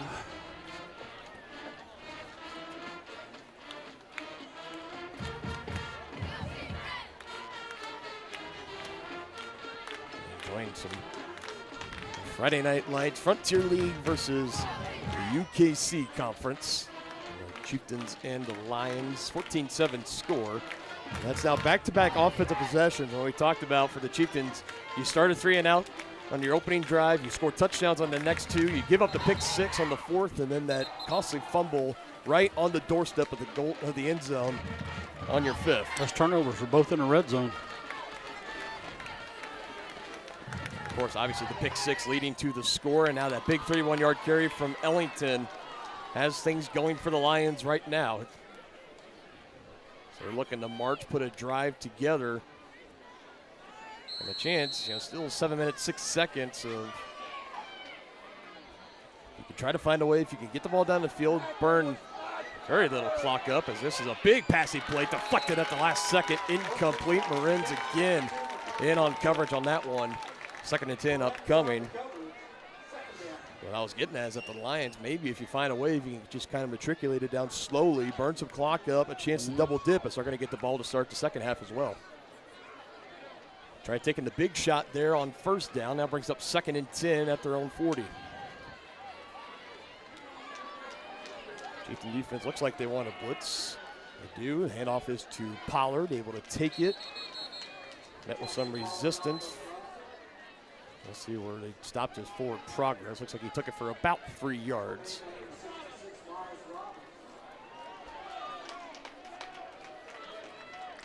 Big third down here for the Chieftains, see if they can hold them.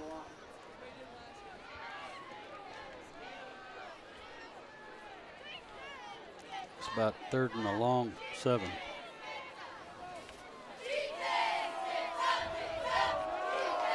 They're down an 8, 2-back set for the Lions. Roll out to the right. Oakley looking, fires, completes it to Ellington. Breaks one tackle, tries to get near midfield. He's going to be held short. Going to bring up 4th down. Multiple Chieftains getting in there on the stop. And now decision time here for head coach Rick Pollard and company of what do you want to do here? 4th and short, right near midfield. And all indications say they're going to stay out there and go for it. And they're going to go quick as well. Jackson coming in late, putting his helmet back on. He's going to line out right near the slot. Another timeout's going to be burned here by Tonganoxie. I don't think he had the package out there he wanted. Yeah, definitely. I think somebody was missing out there. See Coach Bond talking with John Golba. Maybe he was supposed to be staying out there, but timeout taken nonetheless. We'll see. Still hanging out here. 14-7 ball game again, folks. Be sure to hang around for the White Birch Property Realty Executives halftime show that will be coming up here in a little bit. We'll have our breakdown and analysis here of the first half, some first half stats as well, and our keys to the second half for the Chieftains.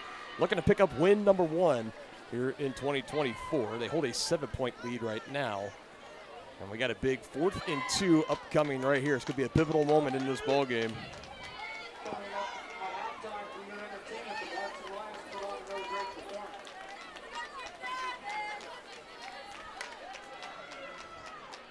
Both teams having some extra time, able to get the personnel and the packages out on the field that they want.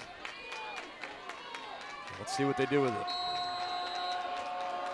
One timeout remaining for the Chieftains, 2 for the Lions. 4th down and 2, shotgun pass from Oakley, right in the hands, incomplete to his man, Mekhi Butler. He's going to be escorted right at the chalk at the 45-yard line in the Chieftain territory, and a first down picked up. 6-yard gain, sets up at the Chieftain 46-yard line, good for a Lions. First down and 10.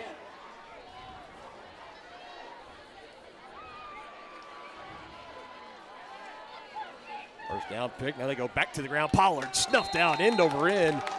Scooped up there again, that was Brady Martin getting in there and making a play on it. What a game he's been having on defense so far. Yeah, another tackle for loss for Brady.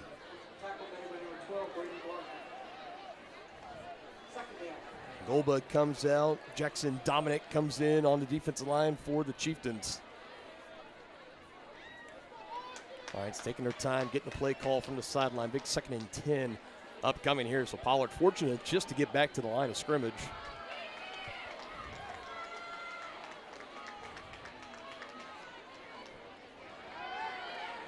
Looking to pass again, take another big shot. Looking for Butler.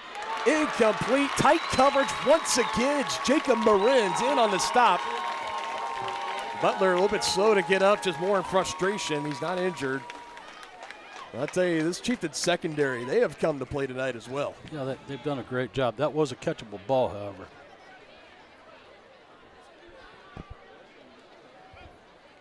But like you said, these defensive backs are sticking with these receivers.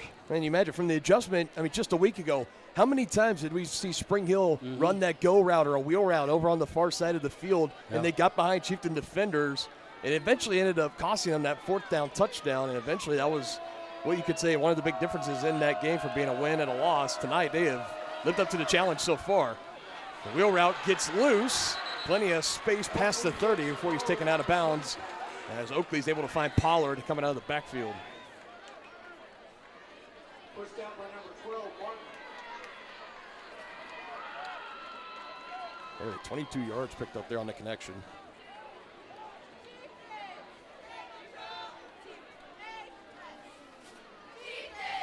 That 26-yard pickup is good for a Lions.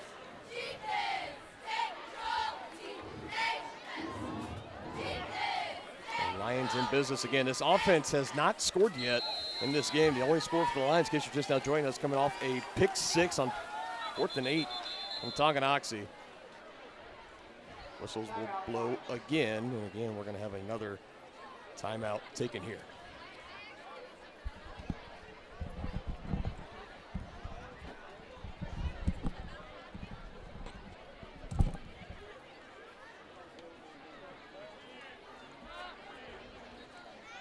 We'll see what adjustment Chieftains are going to be trying to make on defense here now. Again, hold on, trying to protect that 7-point lead right now. Overall,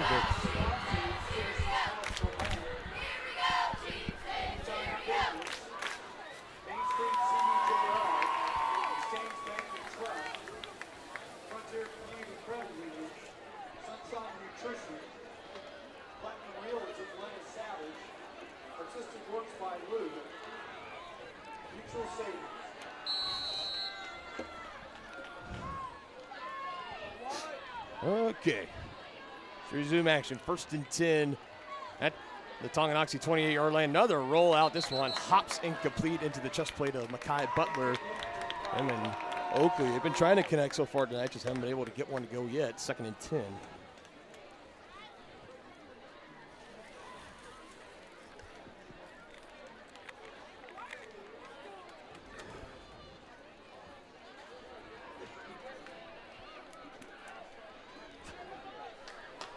Receiver near side is Allen, number 9. Another one far side is Butler.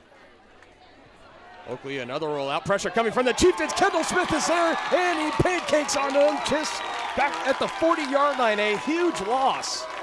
That's a big play there by Smith. Wow, nice sack for the young man. Big loss of 12 yards on the play, too. That brings up 3rd and a long ways. 3rd and 20. Need to get it to the 18 here. Again, it goes without fail. We can start banking on Kendall Smith just making one big defensive play every single game, if not more. That was huge right there. That was absolutely huge. On the 3rd down at 20, Smith is double teamed. Oakley's going to roll out, coming to that side. Comes to near the sideline, has a man and completes it. He finds A.J. Allen right near the original line of scrimmage. So 12 yards to the air, but still 4th down and 10. And about 4th and 11.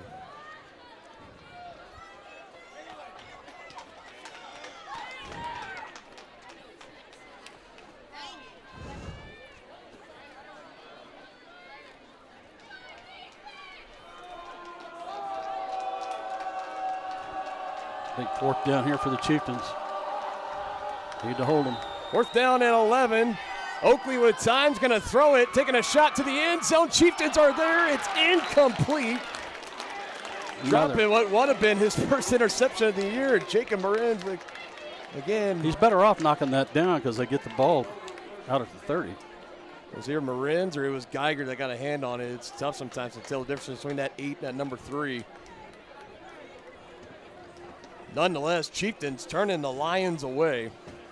And now with 3 minutes, 45 seconds on the clock, a chance to put another scoring drive in the books here and double up on your lead again before halftime.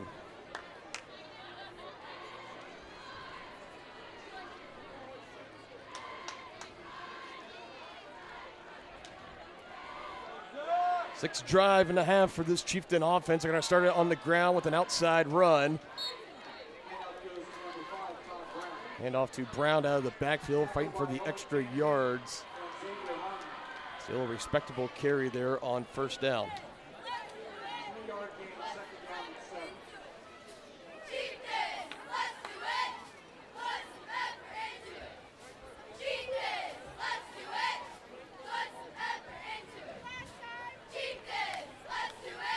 For Tonganoxie, only one timeout to work with on this drive. Coming up on 3 minutes to go until half. And in the backfield with Langford. Langford is going to throw, and he's going to complete it. And there's Jacob Morin as he takes it past the 40. Good for a fresh set of downs.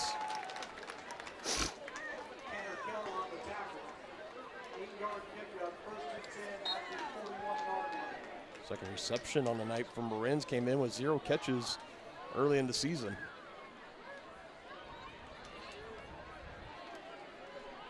The clock continuing to run here. Again, we don't know the potential of a Cody Lobb field goal, what exactly his distance is yet, just because we haven't seen it.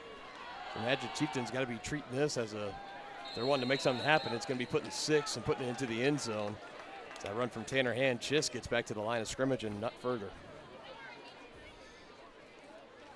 Hand on the carry. 52.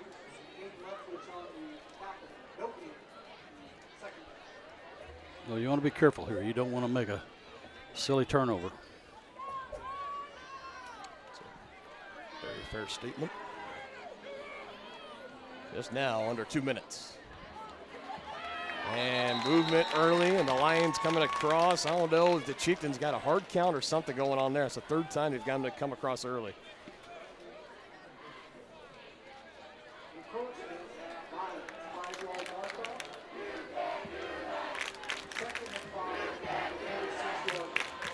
Five penalties, 35 penalty yards for Lansing in this first half. Only 2 penalties of 10 penalty yards for the Chieftains. And most importantly with that penalty too, it stops the clock as they move the ball forward, gives a little bit of extra time. A minute, 56 seconds, snap is back to Hand, stretching it out on that left side, gets near midfield and is brought down right there. Yeah, it's like they had the benefit of a 2-minute warning. Only maybe a matter of time until we have a 2-minute warning here at this level. It just implemented it into college football. I don't know if you noticed that or not. Yeah. They call it the 2-minute timeout, though. They don't call it a 2-minute warning. 3rd down and 2. Student body this time going to the left for the Chieftains. It's enough for the first down for Tanner Hand as he goes into Lions territory near the 45.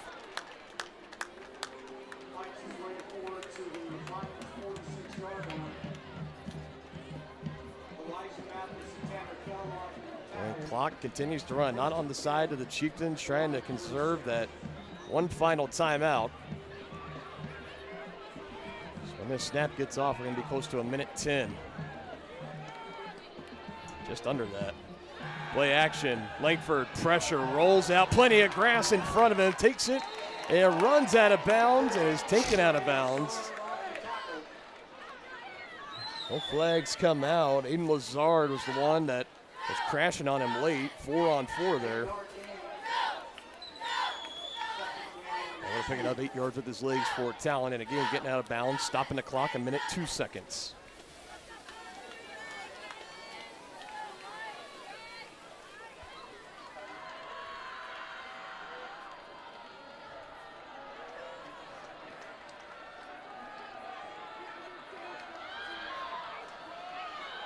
Another chance here, Hand.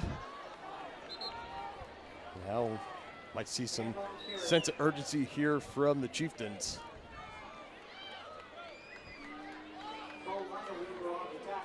See the clock continuing to run there, 40, now they stop it.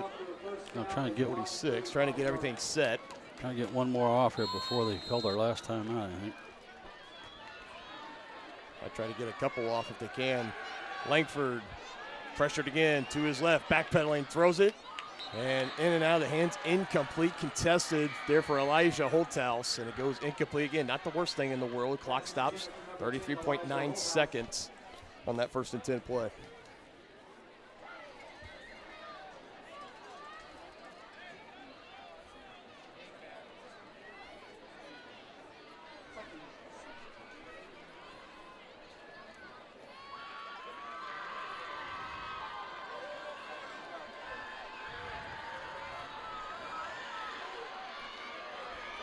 I haven't updated the scoreboard yet. 2nd and 10, 33.9 seconds. Langford again with time, throws on the comeback route, complete, looking that way to Owen Schmidt. Rustled out of bounds by Makai Butler. Penalty flag did come in, so let's see what the call is.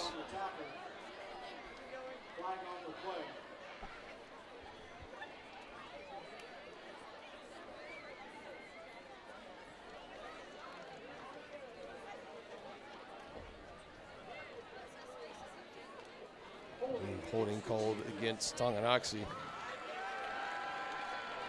Yeah, that's going to hurt. 10 yards from where the holding call was on the field. So we'll see how far they back him up.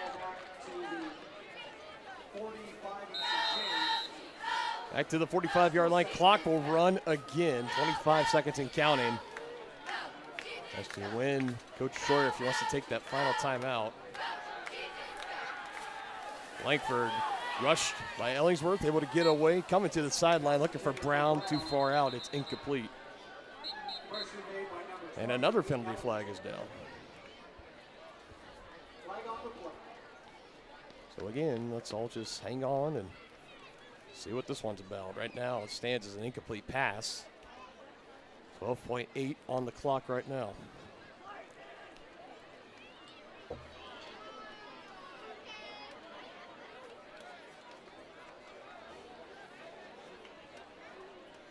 An eligible man downfield. Your favorite call. Favorite, love it. So great. And again, it looked like that play was designed to maybe if Talon wants to run with it or if he wants to pass it.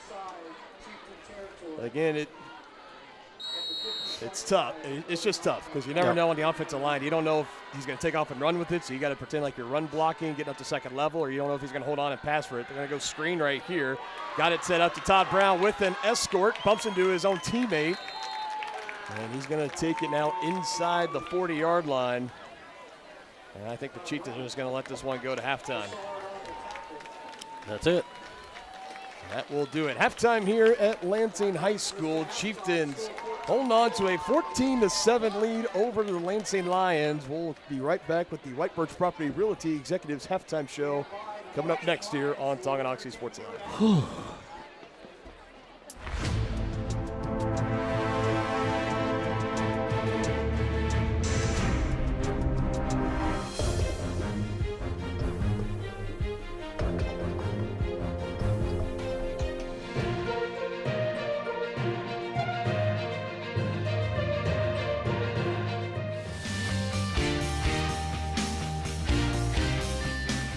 For a winning team, contact White Birch Properties, the real estate MVPs.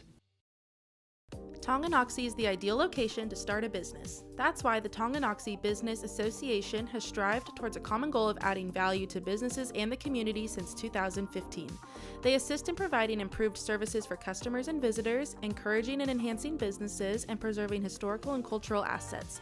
Follow them on Instagram for the latest and upcoming event information and become a member today by visiting their website, tonganoxiebusinessassociation.com. Proud supporters of Chieftain Athletics. The Tonganoxie Recreation Commission is committed to creating community through parks, people, and programs. And now, with their all-new activity center, the Tonganoxie Rec Commission can do even more. Tongi Rec understands the benefits reaped through recreation are endless. Tongi Rec has a long list of classes, activities, and programs for the young and young at heart. For program pricing and schedules, call 913-845-3502. Visit them at the all-new activity center at the Tonganoxie High West campus or go to tongirec.org. Family-owned Wizard of Paws in downtown Tonganoxie offers personalized pet grooming, doggy daycare, dog obedience, and socialization classes.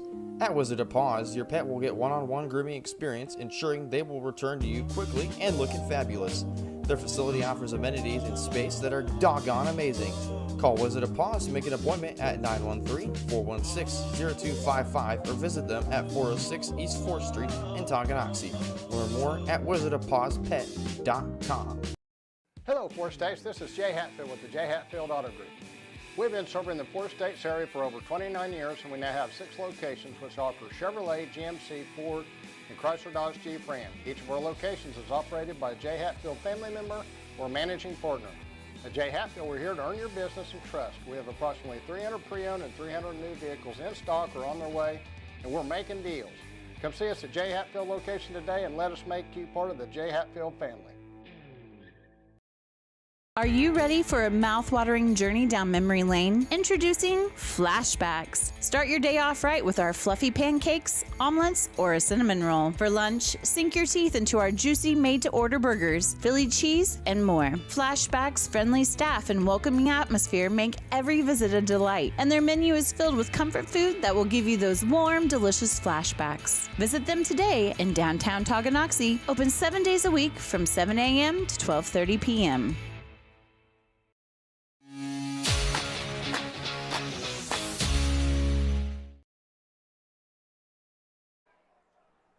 Welcome back here on Tonganoxie Sports Live as we now make our way into the White Birch Property Realty Executives halftime show. Right now a halftime score with the Chieftains leading the Lansing Lions by a score of 14-7.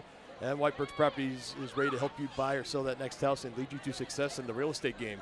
Visit them at 1203 State Avenue, Suite B in Tonganoxie, or call 913-417-1007.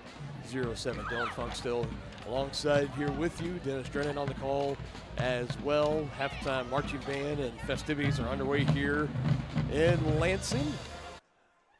And so far it is a game that we talked a lot coming into this one, that with the Chieftains being at 0-2, it was going to be a lot about how do they respond to the adversity of dropping back-to-back games and back-to-back games in conference play as well. And they're coming on the road against the Lansing Lions in the UKC, near the top, undefeated so far on the season. They got wins in week 1 and 2 against Turner and Leavenworth.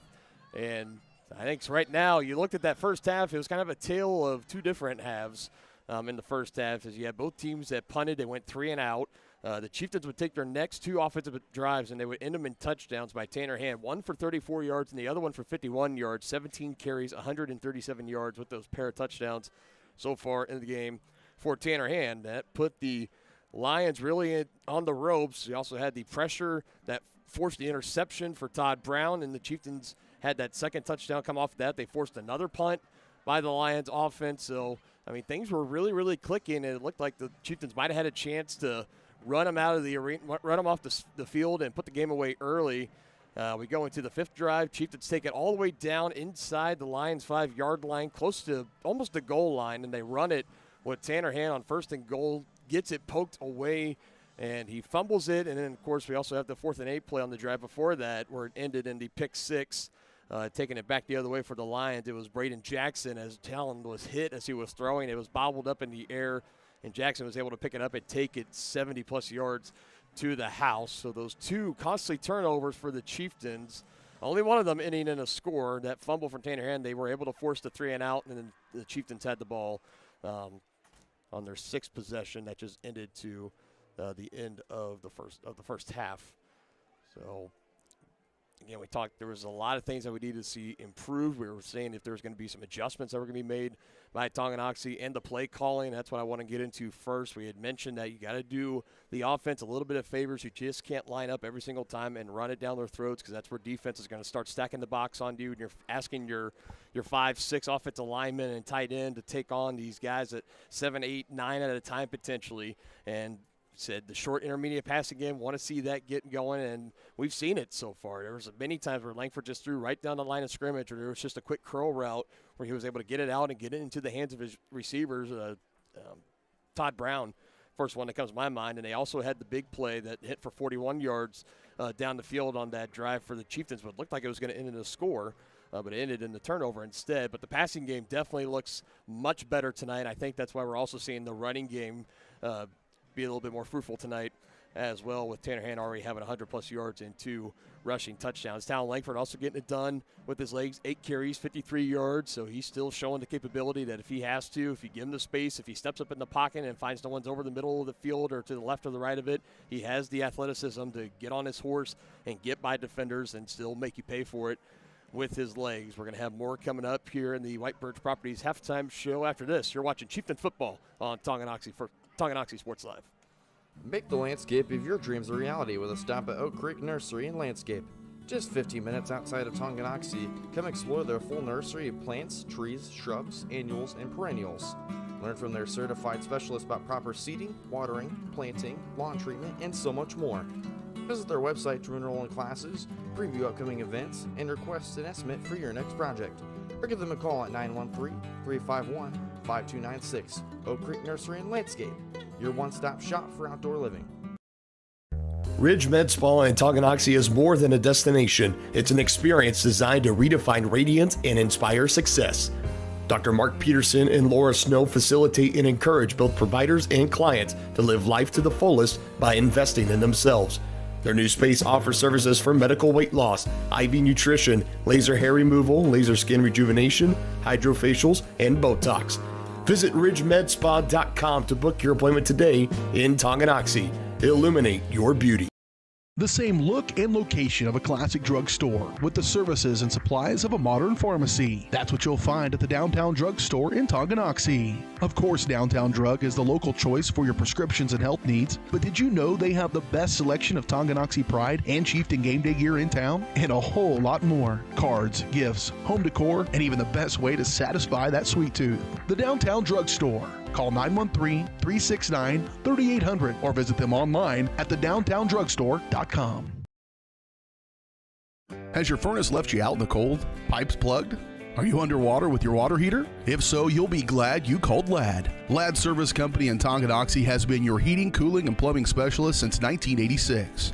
Ladd is your dealer for top quality brands like York, Aprilaire, and Wolverine Brass. Plus, they maintain and service all other brands. Schedule your appointment by calling 913-369-3509. Visit laddserviceco.com to see why you'll be glad you called Ladd.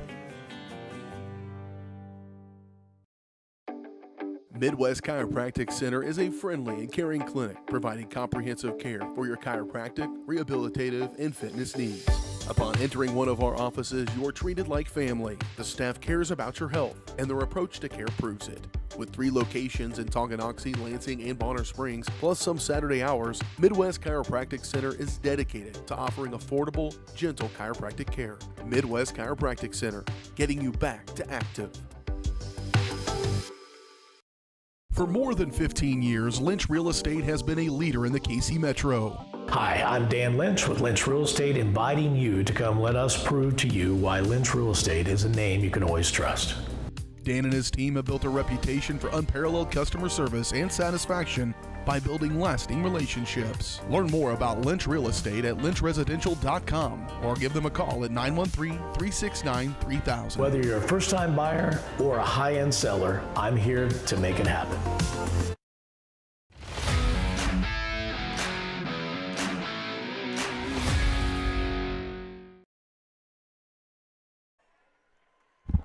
Welcome back in here, Tonganoxie Sports Live. Dylan Funk rejoined by Dennis Drennan, partner here at halftime. 14-7 score. Chieftains are on top. And just like they did last week, they go into the halftime locker room with the lead. But as everybody knows, and kind of the way that second half ended, there's still 2 more quarters to play. Even with how great of a start they got on in that first quarter and into the second, still got to come out these next 2. You got to find a way to finish the job. Yeah, the turnover bug has bitten them again.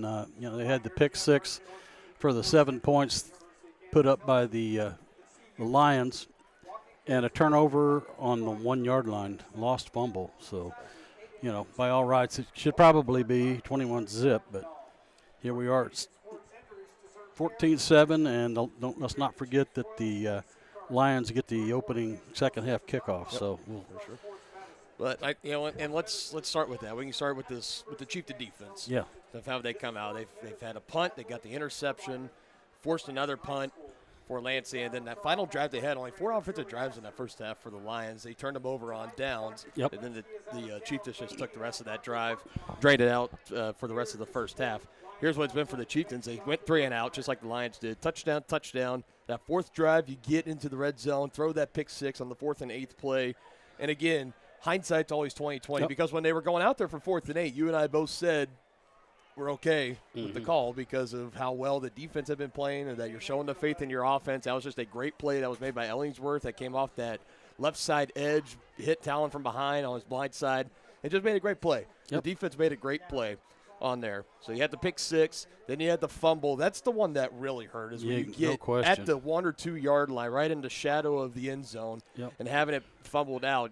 We haven't said that, I don't think at all yet, for Tanner Hand so far this year. We've seen the Chieftains cough it up a couple other times. I believe that's the first of the season for Tanner. At least that was lost, and the Chieftains weren't able to get it back. And in that 6th drive, they just ran out of time as they were starting to make their way down the field and into Lansing territory. So, I think all things considered, what I was talking about a little bit ago is that we were talking a lot about the adjustments that the Chieftains needed to make, and a lot of that was on the offensive side of the ball, and a lot of it had to do with the play calling, and I think that's exactly what we have seen so far tonight. Yep, and I think it's been successful so far, as far as the second half goes. I think if you're in the Chieftains locker room, you say, go back out and do what you've been doing and eliminate the mistakes, and we're going to be okay. Like I said, running it through Talon through the air, 7 of 10 so far, 100 yards, not bad at all. Big pick six, though. Yeah, well, that had the pick six, but for someone that was coming in not even at 50% of his completions in the first 2 games, he's at 70% here at halftime. He's been off to a good start. Yeah, with that interception. It's always tough because it's always going to go as an interception in the book for the quarterback, but when you're hit, when you're throwing it, that's why football's the ultimate team sport, right? Absolutely. That's why it is. Tanner Hand, 17 carries, 137 yards, 2 touchdowns on the ground. He has had an explosive first half. I imagine they're going to try to rely on him more and more in the second half as the game goes along. He's made some good tackles on defense as well. We've seen him many times sting the gap from the linebacker, get into the honey hole, and stonewall the running backs in the backfield. He's the player of the game so far. So far, so good. Langford on the ground, 8 carries, 53 yards, and receiving for the Chieftains, you got Schmidt with 1 for 12 yards. Todd Brown's had his best game of the season so far, his best half of the season so far, 4 receptions for 79 yards. Jacob Marin's 2 receptions, 19 yards, didn't have a single catch coming into this game tonight. And Elijah Holthouse and Kendall Smith still held without a reception so far in this game. Much more balanced on offense, like we talked about in the pregame, partner. So, they've been getting it done. You got to be happy with what we've seen so far from the Chieftains. And have been 2 and 3 on third downs as well. Yeah, exactly. Which has been good. And Talon doing it with his legs too. I mean, he definitely is now a dual threat quarterback. So you got to respect his legs because he's picked up 53 yards already, and still got a half to go. Definitely. Just about 2.5 minutes till the start of the second half here. Real quick for the Lions, Oakley, we said if you get pressure on him and find a way to rattle him, he can really struggle a little bit. 3 of 9, 45 yards in the interception so far. We've seen the Chieftains get constant pressure back there. And even when they haven't gotten pressure, how about that secondary? How many plays have they made down the field to where they could have been explosive plays for the Lions, flip the field, couple of balls swatted away. We've seen Mark Geiger, Jacob Morin, who we just mentioned, a couple catches on offense. Todd Brown made an interception and a nice deflection as well. Owen Schmidt has made a nice play. This secondary has come to play tonight against the Lions. Yeah, Owen was beaten, and he just put on the afterburners, made up the difference, and was able to make the defense. Great job by him. And just other numbers for the Lions here: 8 carries, 56 yards on the ground for Pollard.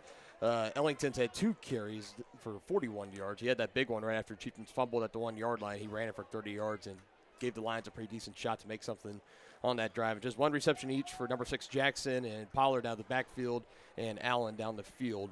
And that is it. Lions 1 for 1 on 4th downs, and they have had 5 penalties for 35 total yards. So we'll see. It's a lot right now. I think if you're the Chieftains, you're sitting in that locker room right now. Well, they're out on the field right now, but I think you're sitting there at halftime and you're thinking you're holding a 7-point lead right now, and I think you're right with them. They're saying this should be a 21, 28 nothing kind of ball game right now. So we'll see. Momentum was starting to shift to the side of the Lions at the end of that first half. We'll see if they can carry it with them as they're going to receive the opening kickoff to start the second half. You've been watching the White Birch Property Realty Executives halftime show. The second half is coming up next right here on Tonganoxie Sports Live. Shop local and save at Brothers Market in Tonganoxie, where we treat you like family. Brothers Market has great everyday deals throughout the store. Enjoy fresh cut steaks from the meat department, the freshest fruits and vegetables from the produce aisle, and savor the flavors from the bakery. Check out their weekly ad to get the best deals on what you need. From apples to aspirin, Cool Whip to cool crisp lettuce. Brothers Market, open daily. Learn more at shopbrothersmarket.com. At Kansas Insurance, we know one size doesn't fit all. In fact, our whole mindset is based on customized policies for you and your families. We're local, and we do what we do because we care about you. Think of us as brokers for your insurance needs. Working with Kansas Insurance gets you the award-winning service and attention to detail that only an independent agency can provide. All across Kansas, we're here to help you manage and plan for all types of risk. Contact a local agent today. Kansas Insurance. Local, independent, serving you. A great collision on the field? Awesome. An awesome collision on the road? Not so great. If that bad play does come your way, take your car to SNS Auto and Body Shop in Tonganoxie. SNS has been the area's premier auto collision repair center since 1972, working on all makes and models, glass replacement, bumper repair, fiberglass and plastic, color matching, and so much more. And they work with all insurance companies. Get your ride back in the game and learn more at snsautoandbody.com or call 913-369-3193. When it comes to rehabilitation, despite what you're told, you can choose where you want to go. Physical Therapy Solutions in Tonganoxie is independently owned, allowing them to work with all doctors and your insurance to ensure a smooth transition, especially from a knee or hip replacement. Choose from one of their highly qualified physical therapists for an individualized plan of care to achieve long-term health benefits. Contact Physical Therapy Solutions today and let them help you. Go to ptsolutionsks.com for more information.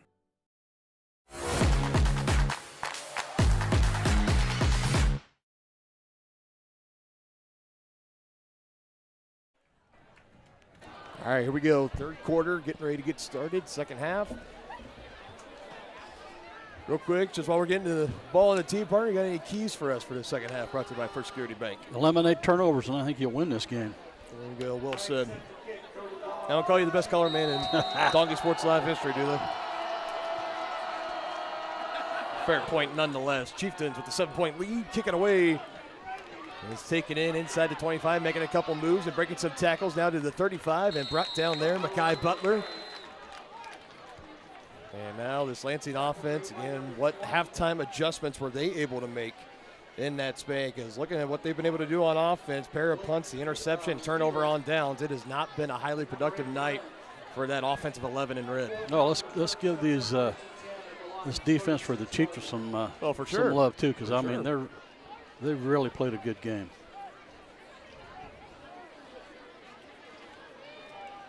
Haven't given up a offensive any points at all tonight. Okay. You're right on there. No offensive touchdowns. They're going to go pass, and it's going to be a screen and another one just out of the reach and incomplete. A little bit too fast moving for Tanner Kell. We saw him miss one earlier as well. The Lansing, second time they've gone for that screen pass, and it just has not been able to connect. Chieftain pressure. You always kind of get that oh crap moment when you're a defensive lineman, when you think this is almost too easy of a rush. Well, it's by design. It's a jailbreak. When you're getting upfield. Thankfully, he's had 2 drops. Now 2nd and 10 here. Pollard and left of the backfield. Send a man in motion is Kell. Just dropped the pass on the screen play. Whistles will blow, and this play is going to stop. Looks like it's going to be a false start or illegal formation. Yeah, it's going to be on the Lions, it looks like. That's another costly penalty for the Lions. Now 40 penalty yards on the night for Lansing.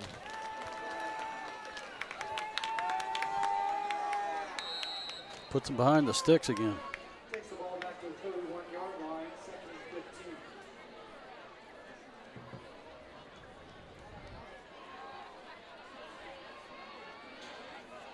I mean, if you're in the mind of the play caller for the Lions after giving them that first half of what worked, what hasn't worked, what are you maybe trying to focus on here in this first drive? Well, it looks like they're going to try and throw the ball.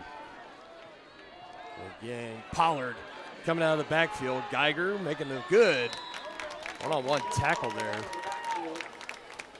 They throw it again to Pollard out of the backfield. The last one he did, he took it for 22 yards. This one only for 7, and it still brings up a 3rd and long. Thanks to that false start penalty. That set the Lions back 5 yards.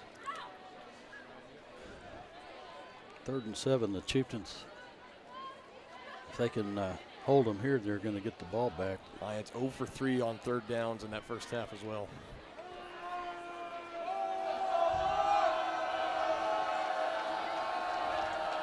I think you can look for a pass here. 3rd down and 8. Another rollout to the right. Pollard able to get rid of it. And completes, excuse me, that's Oakley, the quarterback, that gets it up to midfield. And finally, he finds his man, Mackay Butler, as he gets him to midfield on the gain of 12.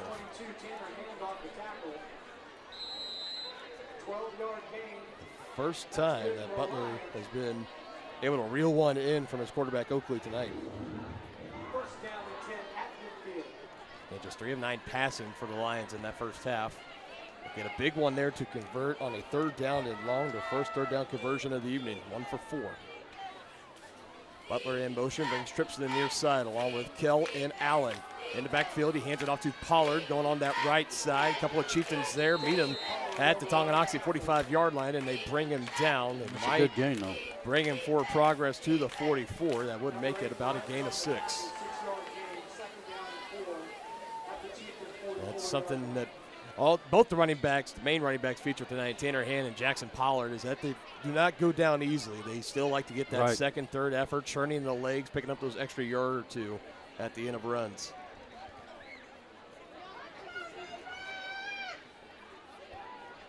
The sun is set, but it is still kind of a humid, muggy night here in Lansing. No air moving at all. That's the thing. Second down and 4. Back on the ground they go. Cale Dye sniffing it out, wrapping up Pollard and bringing it back for a few-yard loss.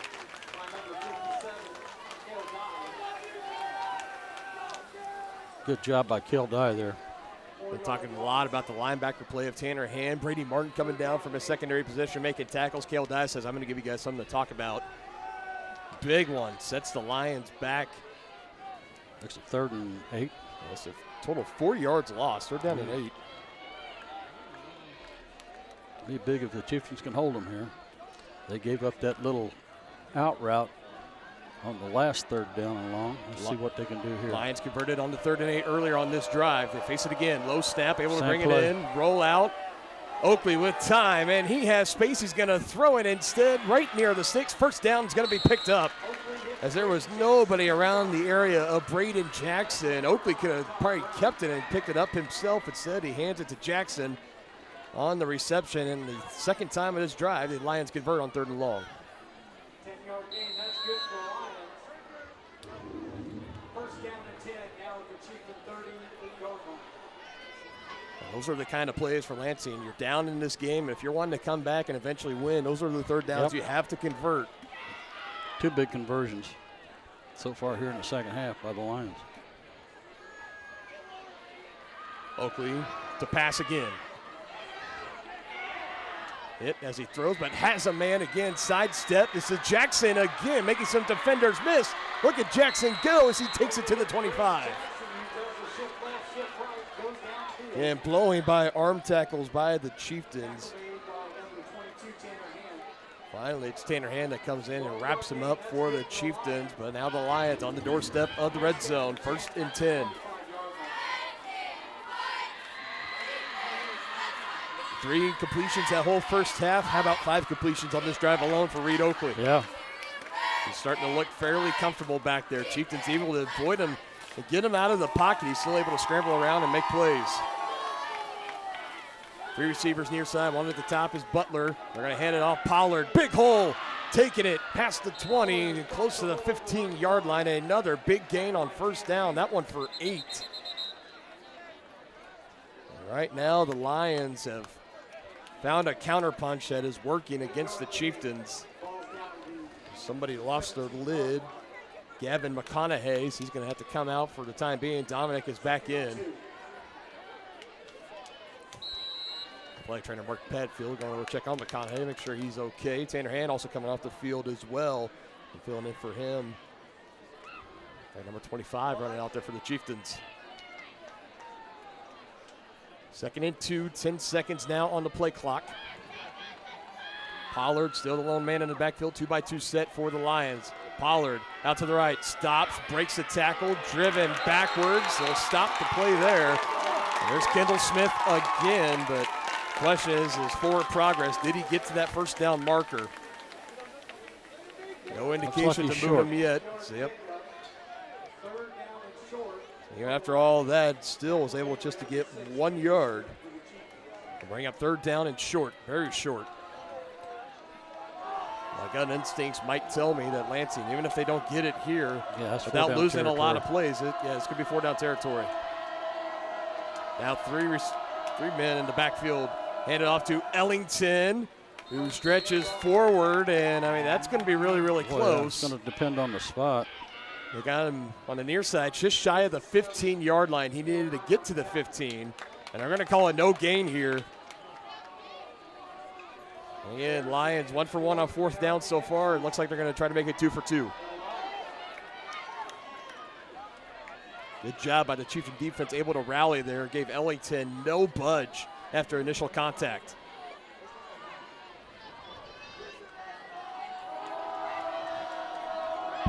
Tight formation here. Right to Pollard, and he takes it and picks up the first down. Chieftains trying to strip the ball. Pollard still going inside the 10-yard line. And it'll be goal to go upcoming for Lansing. After all that, was still able to get about 7 yards on that carry. 9-yard gain, and that is also good for a Lions.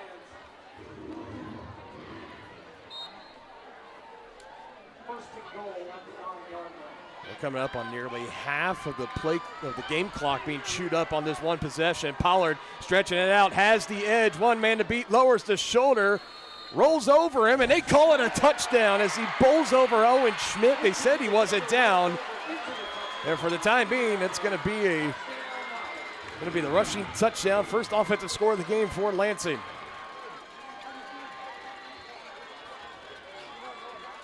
Well, let's see if the Chieftains can respond here. Going to be a pending extra point here. Could be a tie game.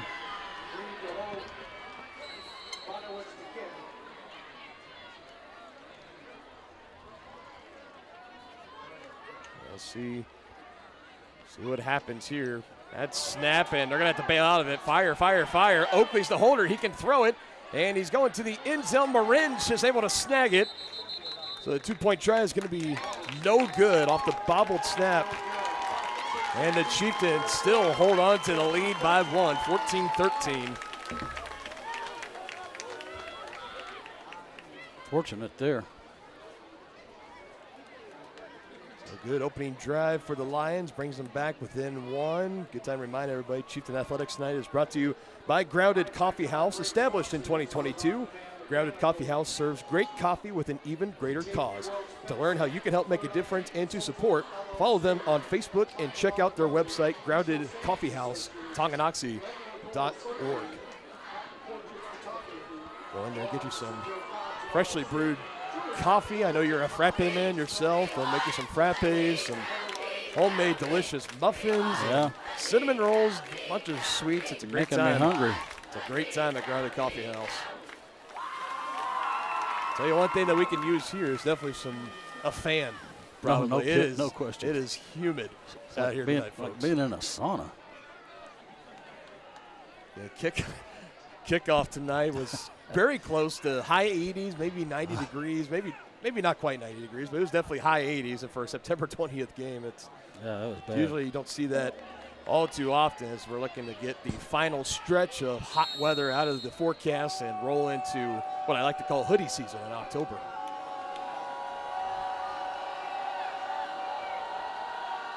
Well, Lions will kick it away here, down by 1 after the long sustained drive. Again, nearly half of the game clock chewed up on that opening possession, as there's going to be 6 minutes, 14 seconds on the clock when the Chieftains come out on the field for their first drive in the second half. Again, started well in the first half. Final 2 possessions outside of the one before time just ran out of them. You had the pick 6 and the fumble, 2 turnovers, one of them costing you points. Both of them arguably costing the Chieftains points, but definitely with that pick 6 did not help matters on that 4th and 8 play. How does this offense respond? We'll see what they do. They're loaded up on that left side. 1 receiver at the top of your screen, 2 bunched near your side, and they're going to throw it down the line to Brown. A couple of Lions in the area, able to escort him out of bounds. And again, they're trying to go back to that short passing game early in the second half.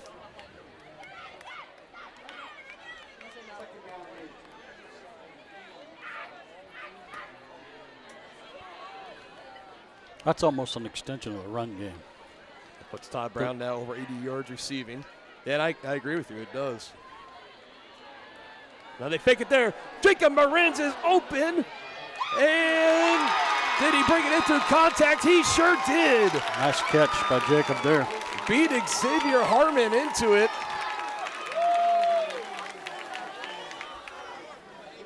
And you were talking about an extension of the running game. You can also do that, pump it like you're going to throw it down, and Marin's on the streak was wide open. Almost like a play action.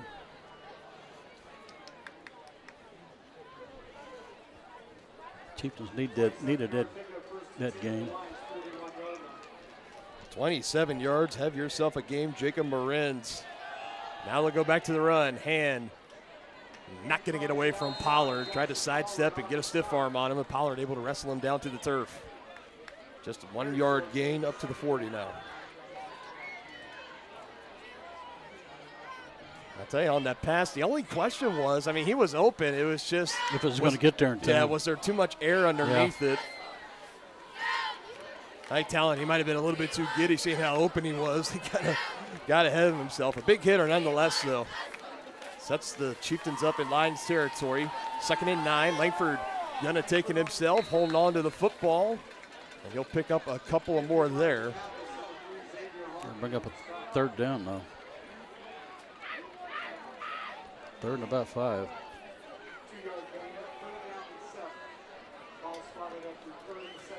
They're called out 6. Yep, they're down 6.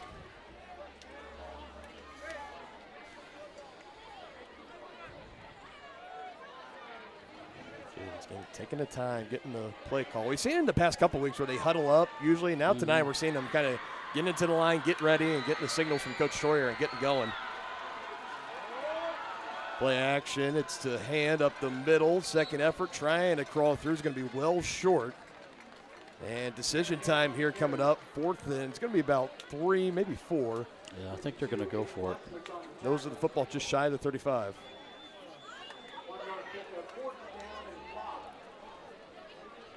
All right, so let's see what the Chieftains will like to do here. And they went for it on 4th and 8 near this area of the field last time. They ended up costing them on that pick 6. Now a timeout on the field. I think they might have said officials timeout. I haven't seen an indication of who exactly called it.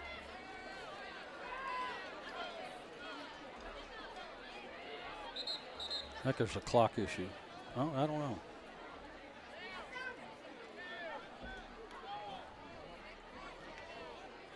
Yep, here's everything's okay. Yeah.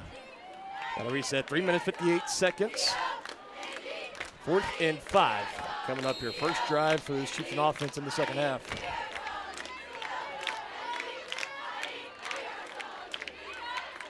And they go back to the air and back down the field, looking for a man in Marins, and it's incomplete. Might have had a chance to bring it in. That was really a nice throw by Langford there. He had Kell on the coverage, and the Chieftains will turn it over on downs.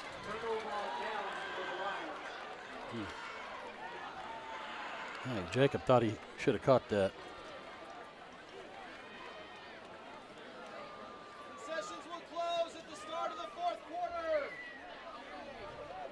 There you go. So anybody at home that wants a treat, concessions here close at the start of the 4th quarter. So if you want something, you better get out here at the Lions Stadium. Get you something cool to eat or cool to drink. One of those two. Enjoying a good one right now. We seem to have a lot of these as of late. 1 point game here in the 3rd. Lions offense back out there. Toss out to Pollard. Is snuffed out nicely by the Chieftains. Tried to get back up and run with it. I believe, was that Brady Martin again that broke down there, or Mark Geiger? One of the two waiting. Well, they didn't blow the whistle, so he must have been on a defensive player. That was Mark Geiger that got down in there. And yeah, he lost about 3 yards on it.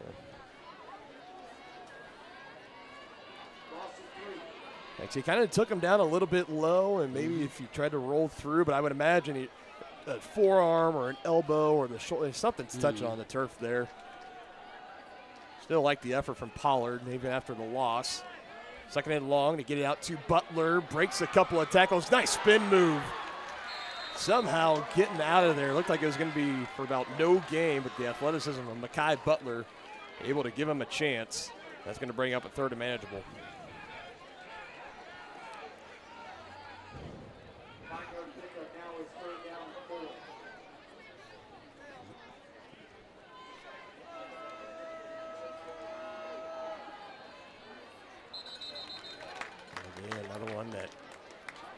It was incomplete. Frustration looming over there. Now it's decision time for the Lions. Bring it about 4th and 5. Yeah. At your own 41-yard line. This is practically right where the Chieftains had it. I think they're going to punt. At least they're lining up to punt.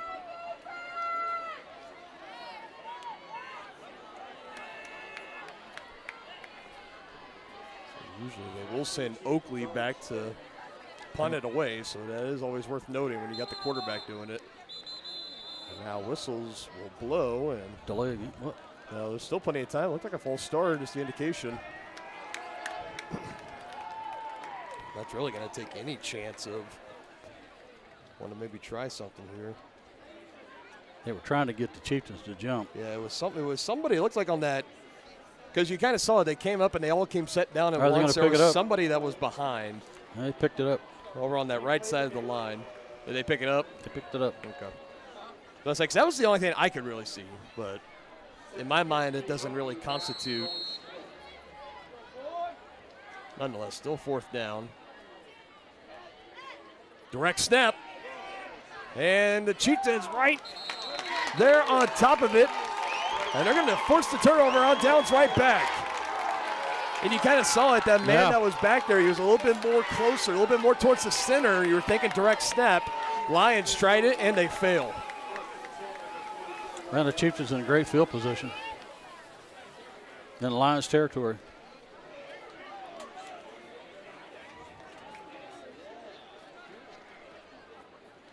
This is going to be possession number 8 for this Chieftain offense. Again, since those 2 touchdown drives that they've had, it's been pick 6, fumble in the first half, and turnover on downs. Looking to get back in rhythm. In Lions territory, as they hand it off. Again, man coming from behind. Ellington was hot on his tail. And another minimal carry on first down for the Chieftains.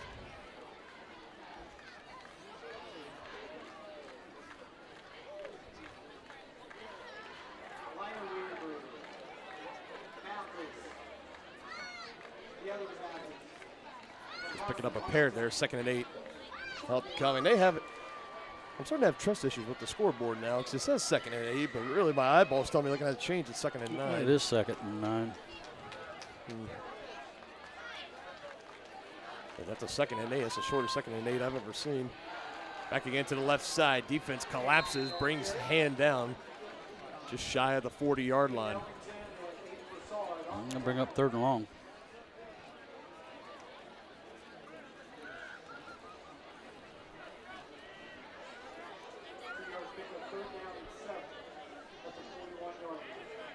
Smith will come off the field, 3rd down and 7. 2 receivers near side. Schmidt, the lone receiver at the top, hand into the backfield with Langford. Tight end there is Elijah Holthouse as Langford rolls out, feeling the pressure, throwing for Schmidt, trying to jump up and bring it down. It goes incomplete, ragdolled as he tumbles on the turf. Took a hard spill. And Owen, as tough as they come, he's going to get up, and that'll force another Chieftain punt.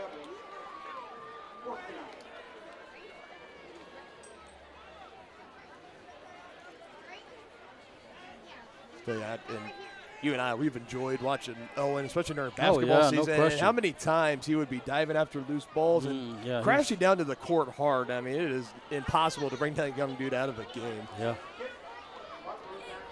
He's sure easy to root for. Tried to bring in that 50-50 ball, just couldn't quite do it. Chieftains will go 3 and out after forcing the Lions to turnover on downs off the fake punt. Langford puts it into this one. Let's see what they're going to try to do with it. Butler avoided not to return it right near the goal line. Are they going to call it a touchback or down at the 1? And great job by the punt coverage. It looks like they pinned him right at the 1, inside the 1 yard line. Oh, wow. Nice punt by Langford. Good hustle down there. Who got that? There's plenty of guys down there. I see Alex Stevens. I believe it was Alex Stevens. Yep, Alex Stevens, number 32.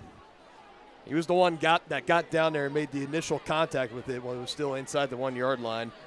Again, another guy that's on that state track team, the 4x100 medley, or the relay team they have. I say he's got mad speed. He showed it off right there. Under a minute to go, Lions are trying to get it out of the end zone. I don't know if they did. Chieftains are saying safety. They're going to confer if forward progress. If he got out of the end zone, we'll see. Oh. They said he got out. He didn't gain anything, that's for sure. Man, I don't know. It looks like you're placing the ball right at the goal line. Mm-hmm. They tried to run that same play when they were down there before where he picked up 30 close. yards. It would have been the official on the near side here that would have had the best look at it as Pollard came through that crowd of bodies. Could be the final play of the third quarter here. Going to pass in their own end zone. Oakley looking for the deep ball. Looking for Butler, and it's broken up, incomplete. And again, this Chieftains secondary. And again, it's Jacob Marins. Have a game, Jacob.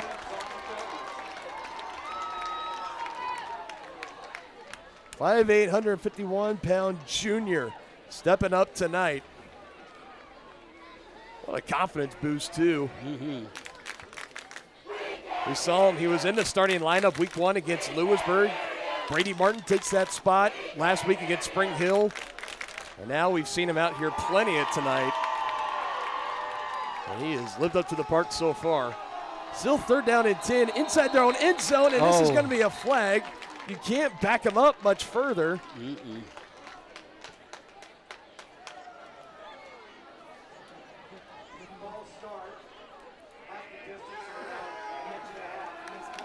About an inch and a half. I see that's the only positive about that. If you're Lansing, is okay. Let's just scooch it back just a touch. Still 3rd down and 10. There's still a lot wrong that could happen here for the Lions as they're going to pass again. They're going to throw it. They're going to complete it. Met initially. Chieftains trying to rally, looking to wrap him up and bring him down. Still keeping him inside the 10-yard line. He takes it to the 6 as he completes it to Jackson, and it's still going to force the Lions to punt. At least wisely it would be for them to punt. Yeah, they're going to be punting from the back of their own end zone. And that will do it for the third quarter. Fours are up here at Lansing High School. Chieftains hanging on by a point. They're going to be getting the ball coming back on the other side here on Tonganoxie Sports Live. Does your roof have possible storm damage? Looking to get solar panels? Or is it just simply time to get it inspected? That's where Balmer Roofing and Solar come into play. Balmer Roofing has a combined 40 years of experience with JAF Master Elite and Emerald Pro contractors. The Balmer family and their team are ready to give your house a brand new roof or solar panels at an affordable cost with a 50-year warranty. Life has mishaps and they want nothing but your customer satisfaction. Let them prove why so many of your neighbors choose Balmer for their roofing projects. To schedule a free inspection, call 913-845-5252 or visit them online at balmerroofing.com. Ridge Med Spa in Tonganoxie is more than a destination. It's an experience designed to redefine radiance and inspire success. Dr. Mark Peterson and Laura Snow facilitate and encourage both providers and clients to live life to the fullest by investing in themselves. Their new space offers services for medical weight loss, IV nutrition, laser hair removal, laser skin rejuvenation, hydrofacials, and Botox. Visit ridgemedspa.com to book your appointment today in Tonganoxie. Illuminate your beauty.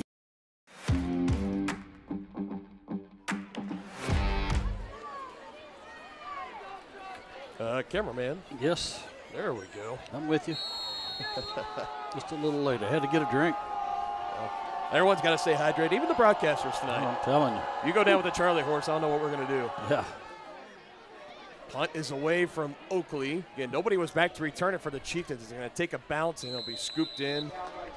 And the best starting field position tonight for Tonganoxie. They will take over deep, fairly, not deep in the Lions territory, but still, all things considered, right near the 40-yard line. Not a bad spot.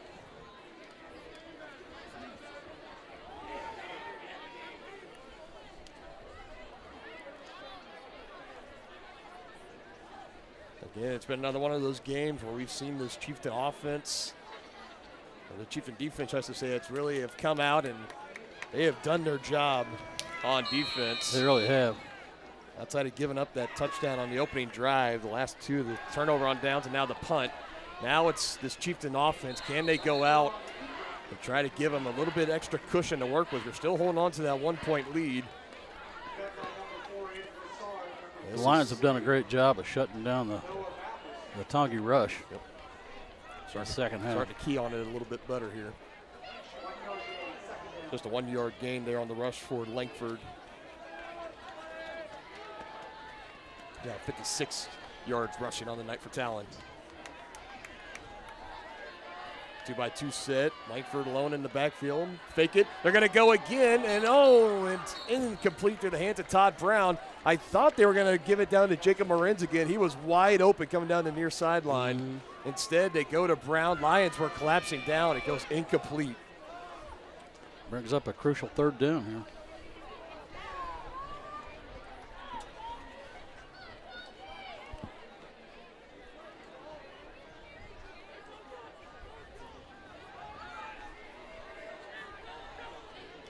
Trying to avoid potential punt. And on the rush, had a hole, met by a couple of Lions. Just a yard past the line of scrimmage. Well, let's see if the Chieftains try and pin them deep here, like they did on the last fourth down. Again, this goes back to last week's second half struggles the Chieftains had. They were held scoreless, committed 3 turnovers against Spring Hill. 5 possessions. They only had 2 first downs that were picked up, and one of those was off a 15-yard penalty by Spring Hill, along with 3 punts, as that's what they're going to do here now.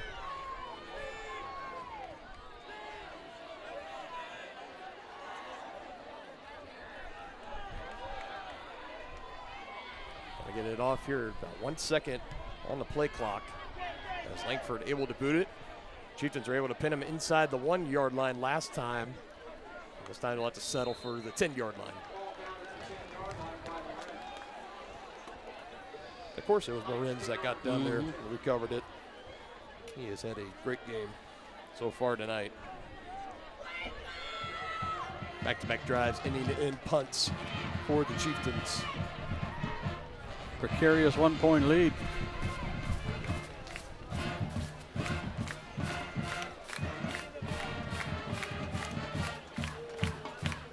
Trying to hold on here and make it 4 straight wins against the Lansing Lions.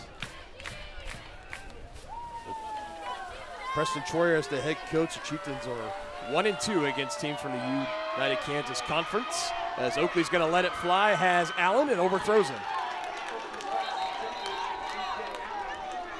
There is a flag down in the backfield as well. It's usually in the vicinity of holding. Let's see what they want to come away with.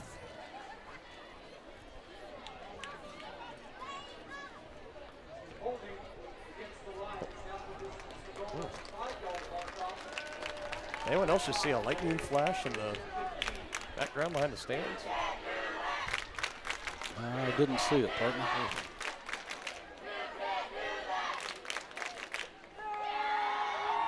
Nonetheless, I'm sure people, I know there was a little bit of a storm that was down in the southeast region that may have been able to work its way up northeast potentially. So around this area, as hopefully the storm holds off until we can get this game in, we can get packed up. Back to the ground they go. Still a fairly minimal gain there.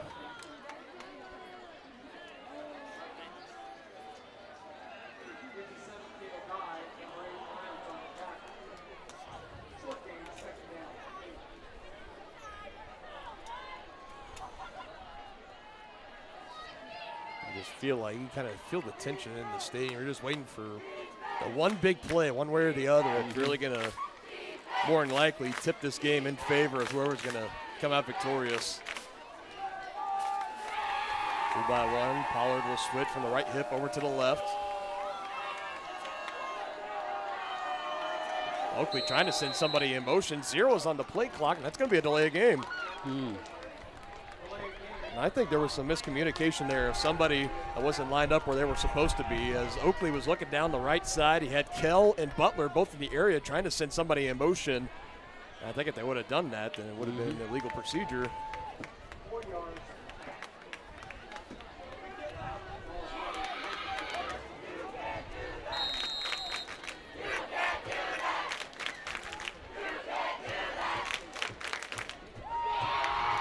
the energy at the student section is bringing tonight for the Chieftains. Yeah, they really have.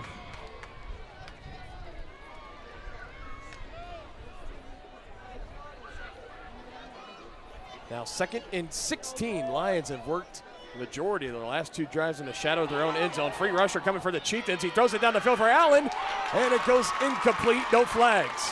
And Allen wants one, and he's not going to get it, and he's going to get one right there, and it's going to go against him. That's just a no-no. You can't do that. You cannot do that at the high school level.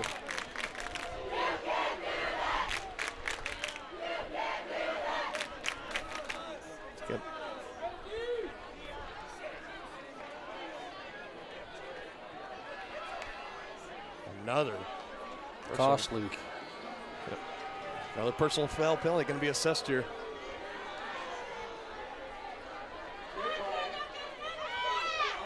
Unsportsmanlike conduct, that's what it will be. Again, for A.J. Allen, the senior, you just have to know better on that one. You gotta understand the game, understand the situation that your team is in right now, pinned deep in your own end zone. I know you're frustrated that the passing game hasn't gone your way tonight.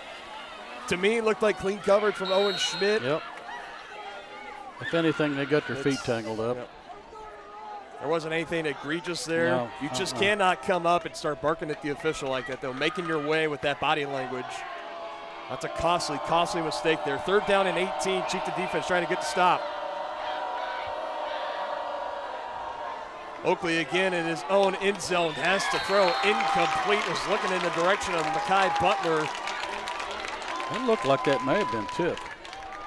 Pressure was coming for the Chieftains, and again, Lions are going to punt. From the back of their own end zone.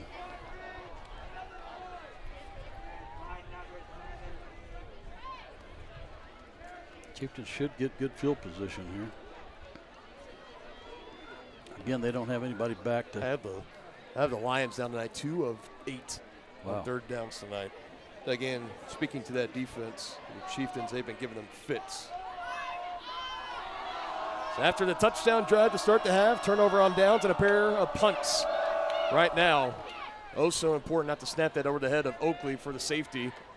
And again, Chieftains will take over this time inside the 40-yard line at the 38 after the fair catch called for by Owen Schmidt. Great field position again for the Chieftains. See if they can do something with it this time.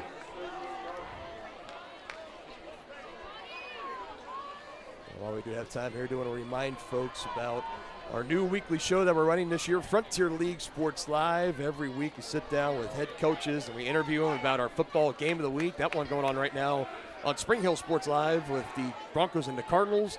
It's a weekly show. We break down all the action that's happening in the Frontier League every single week. It airs on Mondays live on the Varsity Sports Live YouTube channel. We'll talk a little bit more about that later on. Still a 1-point ball game. Chieftains get the ball back, and they hand it off in a 3-back set. Tanner Hand, big hole right up the middle as he is slung forward nearly for a first down. As he needed to get to about the 29, and I think they're going to get him a couple yards a little backward, but still a good gain nonetheless of about 6 or 7.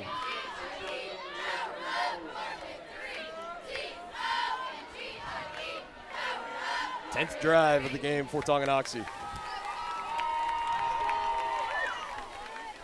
they're still sticking with that 3-back set.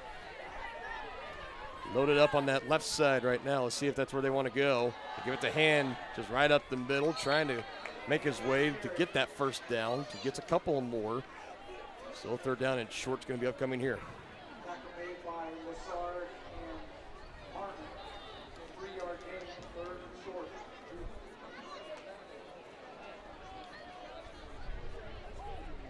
Well, you have 2 downs to pick up 2 yards here, so.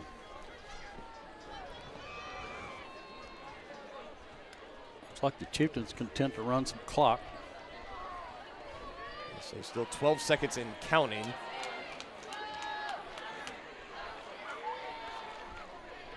Now they do, and another right up the gut to Tanner Hand.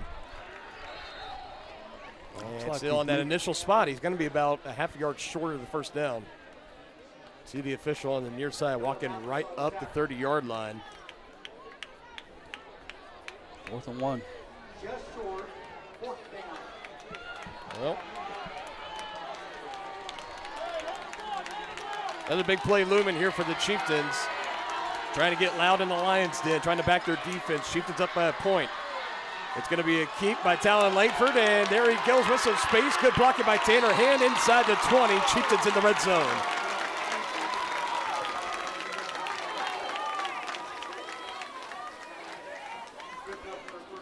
Nice block by Tanner Hand there. Good, strong running from Talon Langford as well. Yeah, absolutely.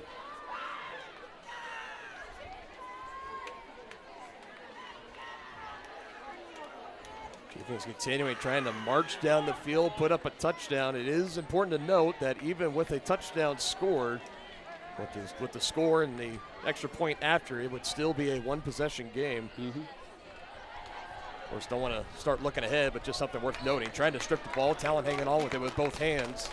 Picks up a couple more. And did you see lately? Yes, there's some. It's kind of behind the bleachers, and I haven't had a chance to look at radar. I don't know where exactly any potential storm will be, but of course everybody knows in football if there's lightning within a certain mile radius that they can hold play up a little bit. Let's hold off for I'm hoping about 10 minutes. Yeah, I'm hoping it's just going to stay a little bit south of us. I mean, there is some stuff coming in. We'll see. Thank you for that, sir. We'll have to keep our eye on that. Move it forward. 6.5 minutes to go in the ball game. Chieftains up by 1. Just keep it on the ground. Hand. It's like a death by 1,000 paper cuts. Just keep on churning your way.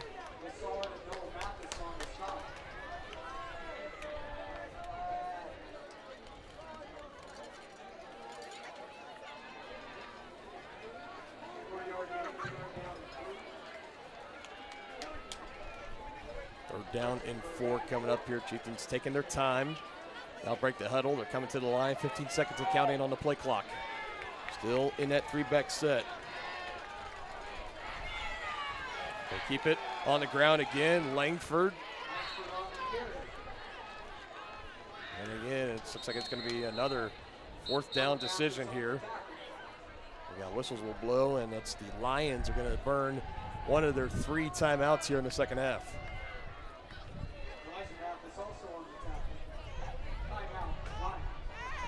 14-13 ball game. We got a 4th down play coming up for the Chieftains. It's going to be close to about a 4th and, what would you call that, partner? 4th and 3. Yeah, 4th and 3. Now they get the line set.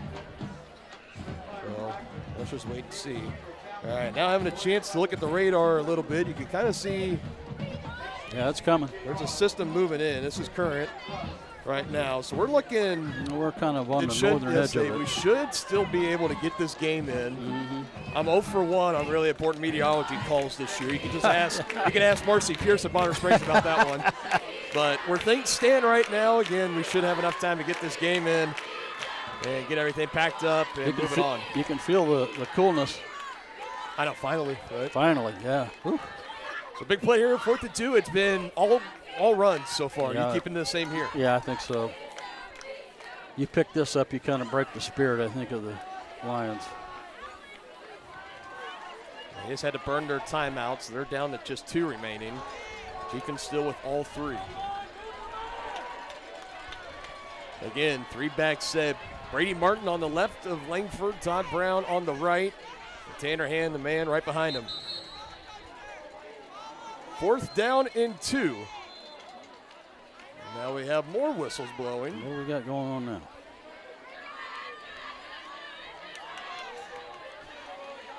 This is about the last thing that you really want to happen when you see some sketchy radar coming in here. Got the student section riding the roller coaster down here.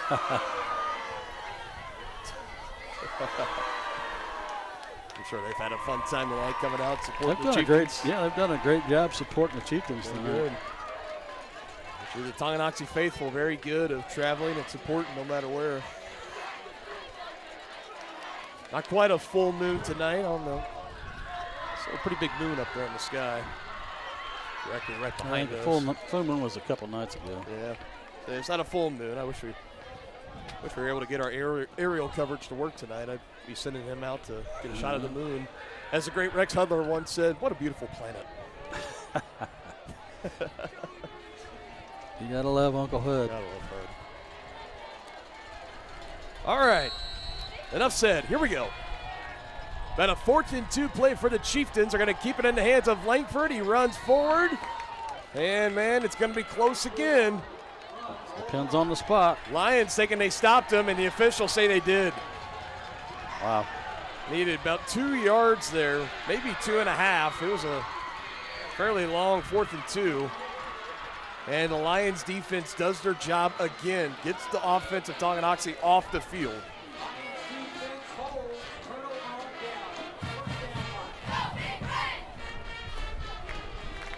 Well, that defense is going to have to bow their neck one more time tonight, partner. Fourth drive in the second half for the offense. 2 punts, 2 turnover on downs.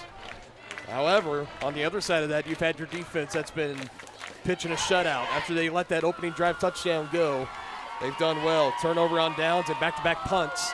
Lions deep in their own territory again. 1st and 10 at their own 11. They're going to hand it off. This is Ellington shifting his way through. Able to spill forward, close for about a gain of 9 or 10, maybe 8. One of those two. Like about 8. Lions going with tempo. I saw him do this the first couple of drives of the game. Haven't been back to it since. Ellington and in. Big hole, and with space, getting near midfield. Todd Brown still not able to bring him down. He's still on his feet. And Brown, a little hobbled up, coming off the turf. A big carry nonetheless for Aiden Ellington, excuse me. Well, that was a huge hole. 38-yard gain. That's good for the Lions. 38 yards for Aiden Ellington.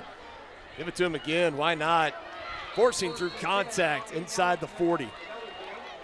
Second rush of 30-plus yards on the night for Ellington. And now this Lansing offense looking to march it down the field, take the lead.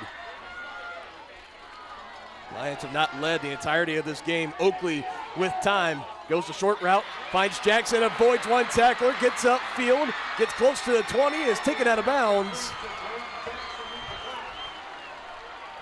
And all momentum now getting on the side of the Lions, nearly a gain of 20. They'll call it 18 on the catch and run for Jackson. That's good for the Lions. First down to 10 at the Chieftains' 22-yard line. Chieftains on the ropes here. 1st and 10 at the Tongi 23-yard line for Lansing. Maybe some early movement. They let it go. Ellington again. Big-bodied presence. Moving his way down.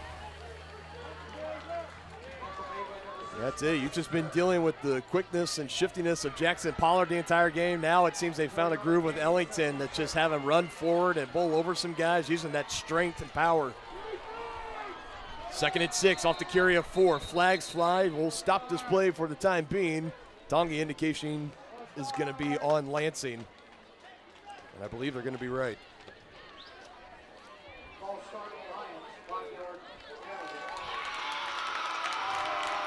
Another 5-yard penalty for Lansing. Penalty number 10 on the night for the Lansing Lions.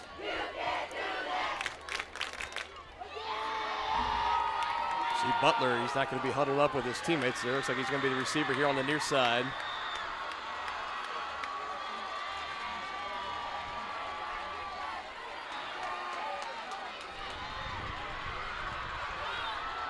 Back him up, 2nd and 11. Ellington again.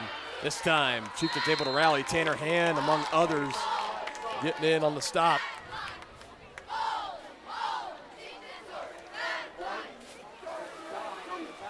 That's that Kale Dye in there, putting in another great game on defense.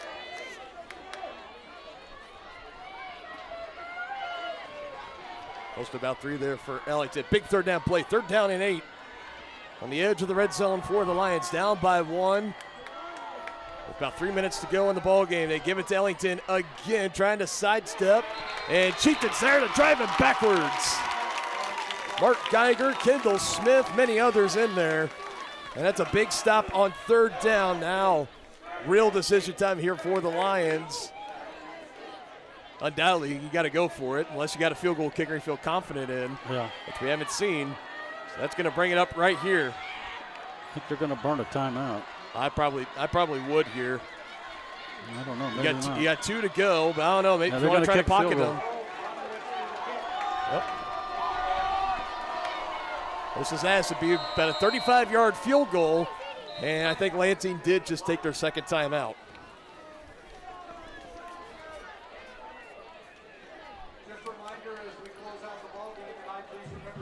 And they did. Timeout on the field. So that leaves Lansing with 1 remaining.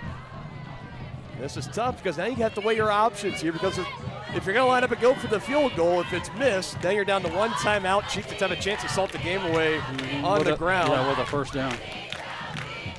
Which might indicate that still looks like it's the starting offense out there. I don't think they're going to be kicking the field goal. I think they're going to go for it. Their kicker, number 90, Aiden Bonewitz, who, luck we have it, right behind us in the soccer field, is on the soccer team. So now it's about how much confidence you have in that senior to send Bonewitz out there. Like I said, I think they're sticking to their guns. Yeah, they're gonna take the offense back out there. Well, this could be it for the Chieftains. Pollard and Oakley in the backfield for the Lions, and now we're gonna see the Chieftains take a timeout here after seeing what the Lions lined up with. Got a big 4th down play looming here.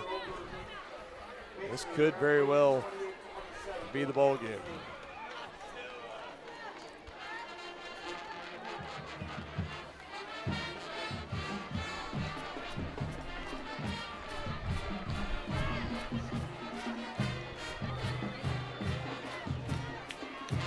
Well, partner, you got anything?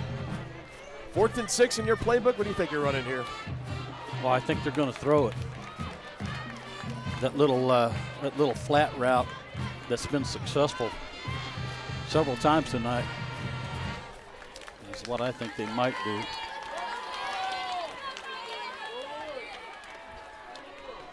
Well, let's see. How many times have we found ourselves in this position already this season? Yeah. 4th down play to potentially decide the ball game. The ball game. 2 minutes, 29 seconds to go. 2-by-2 set, 1 man in the backfield is Pollard. Oakley with the snap, roll out to the left side. Still wants to throw, and he does. It's deflected by Schmidt, and it's incomplete. And the gamble doesn't pay off for the Lions. Had to go for it. Initially lined up for the 35-yard field goal try. They go for it on 4th and 6, and with 2 minutes, 23 seconds left in the game, the Chieftains have a chance to ice it out on the road. Yeah, they tried to get it to that little flat route, but Chieftains able to defend it well. So, not sure who got pressure on the quarterback. Made him. I think he had to throw it a little before he was ready to. Yeah, pressure was coming from the Chieftains, and it was Owen Schmidt that made the play in the secondary.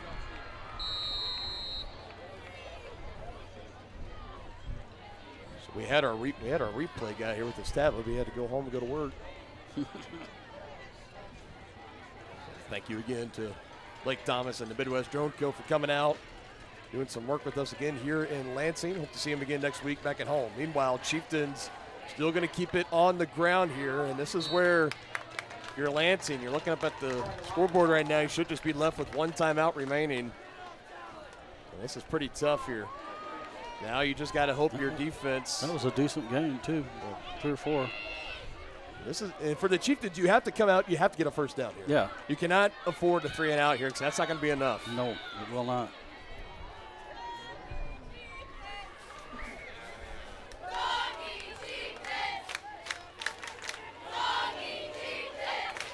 And taking time.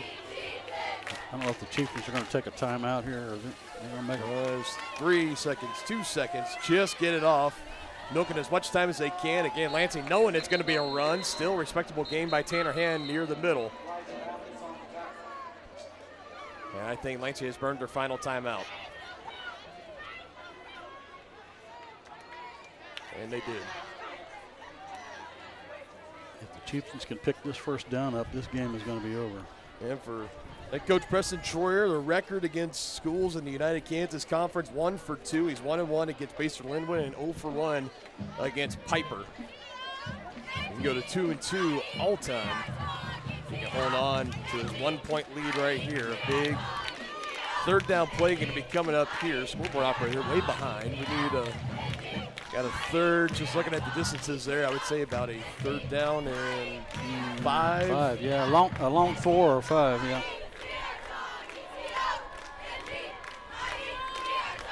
Whoever's doing the down and distance hasn't done a great job tonight on the scoreboard.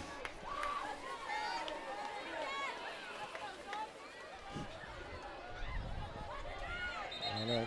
Should have kept our drone guy around. Yeah. There. All things considered, still doing good. So they have it up 3rd down and 4.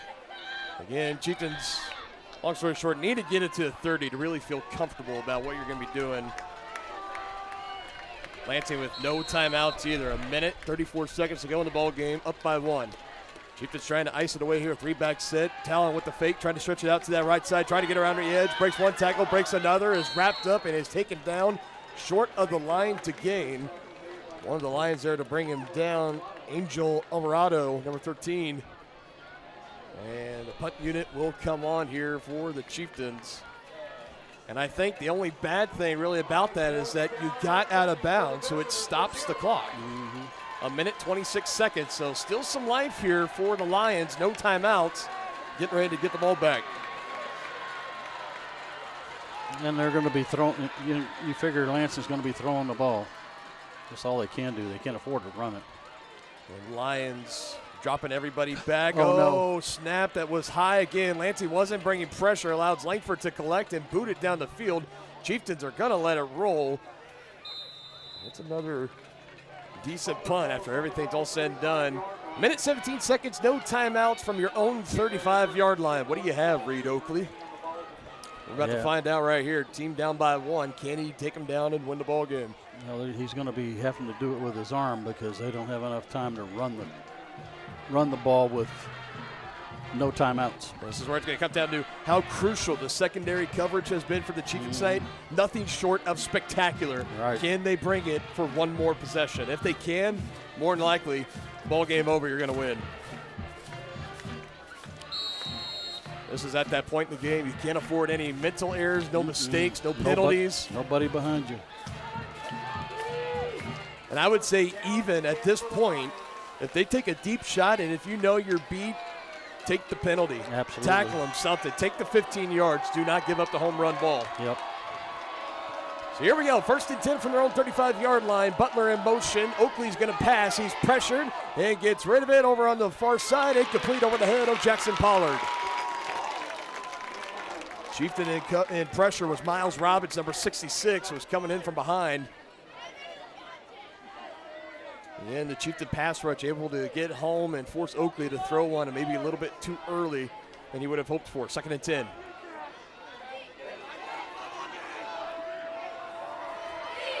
Lone backfield.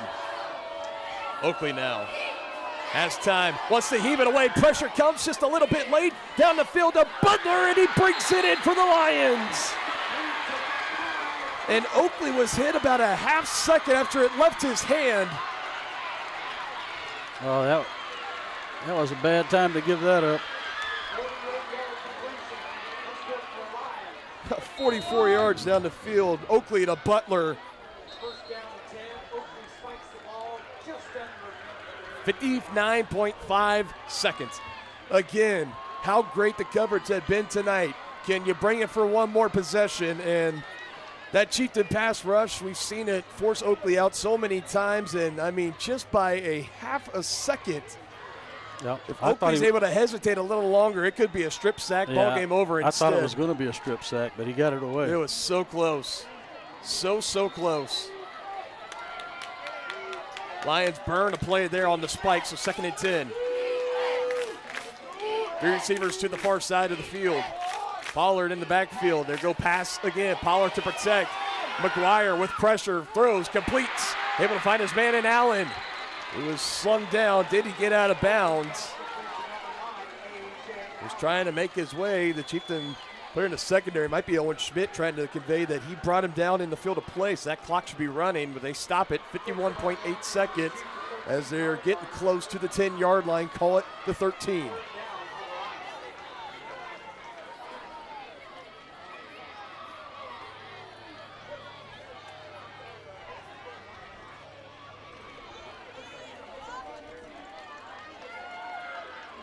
If the Chieftains can hold on here.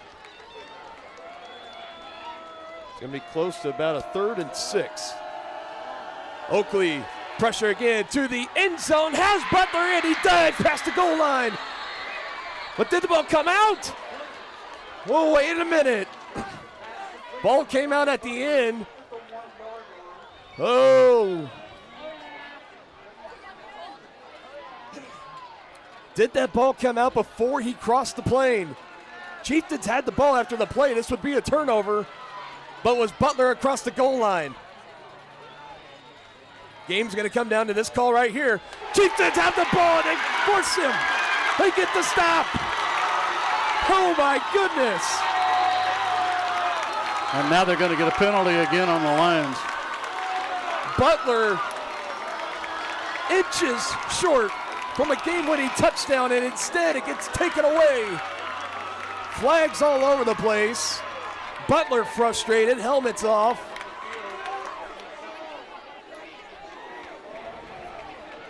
Wow, what a lot. Woo.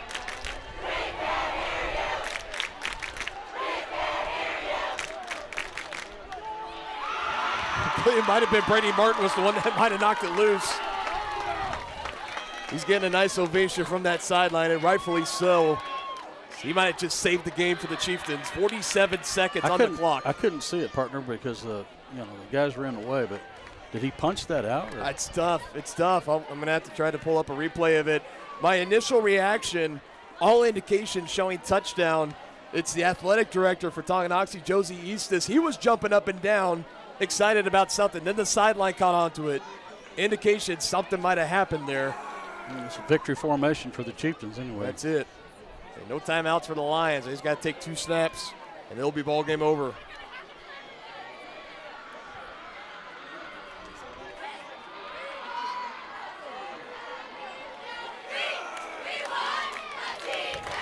Man, oh man, what a game, what a finish. Crazy, crazy, crazy. And right now, Chieftains 47 seconds away from tasting the nectar of sweet, sweet victory for the first time in 2024. We move up to 1-2. And still waiting for them to assess these penalties. And sportsmanlikes are going to be handed out. I was wanting to see if they were going to give one to the Chieftains maybe for some celebration, but I think definitely with Mekhi Butler, he's taking the helmet off, some words. It's the second time and a penalty like that has cost the Lions. But at that point, when you know you turn the ball over, it's almost like you had nothing to lose at this point. Maybe some discipline in practice the upcoming week. There's nothing more you can do about this game here tonight, as it looks like the Chieftains are going to come into the Lions' den and take one from the Lions by 1. And again, frustration just mounting again.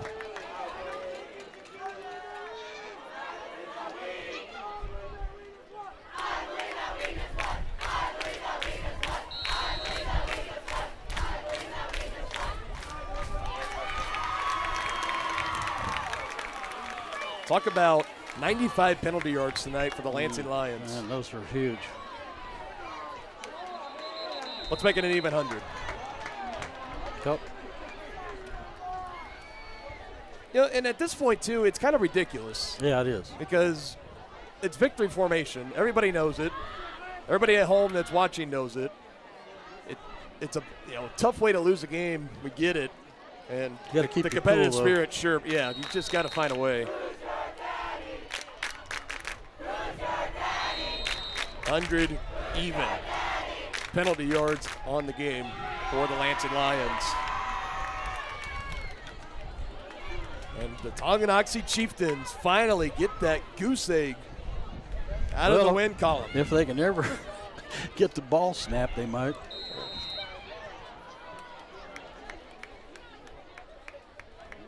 Come on, man. This is what we're talking about right here. This is absolutely ridiculous. I'm sorry, but it is. Yeah, that's on the coach. That's Aiden Lazard busting through there. And I'll tell you, hit him at the knees, too. And I'll tell you this, for the 22 seniors that Lansing has on their team, Yep. it's been the majority of them that have been costing them the mistakes tonight. And that is a sign of, you already said it. I don't need to say it again. That's 15 more yards going to be added there. Unnecessary, too.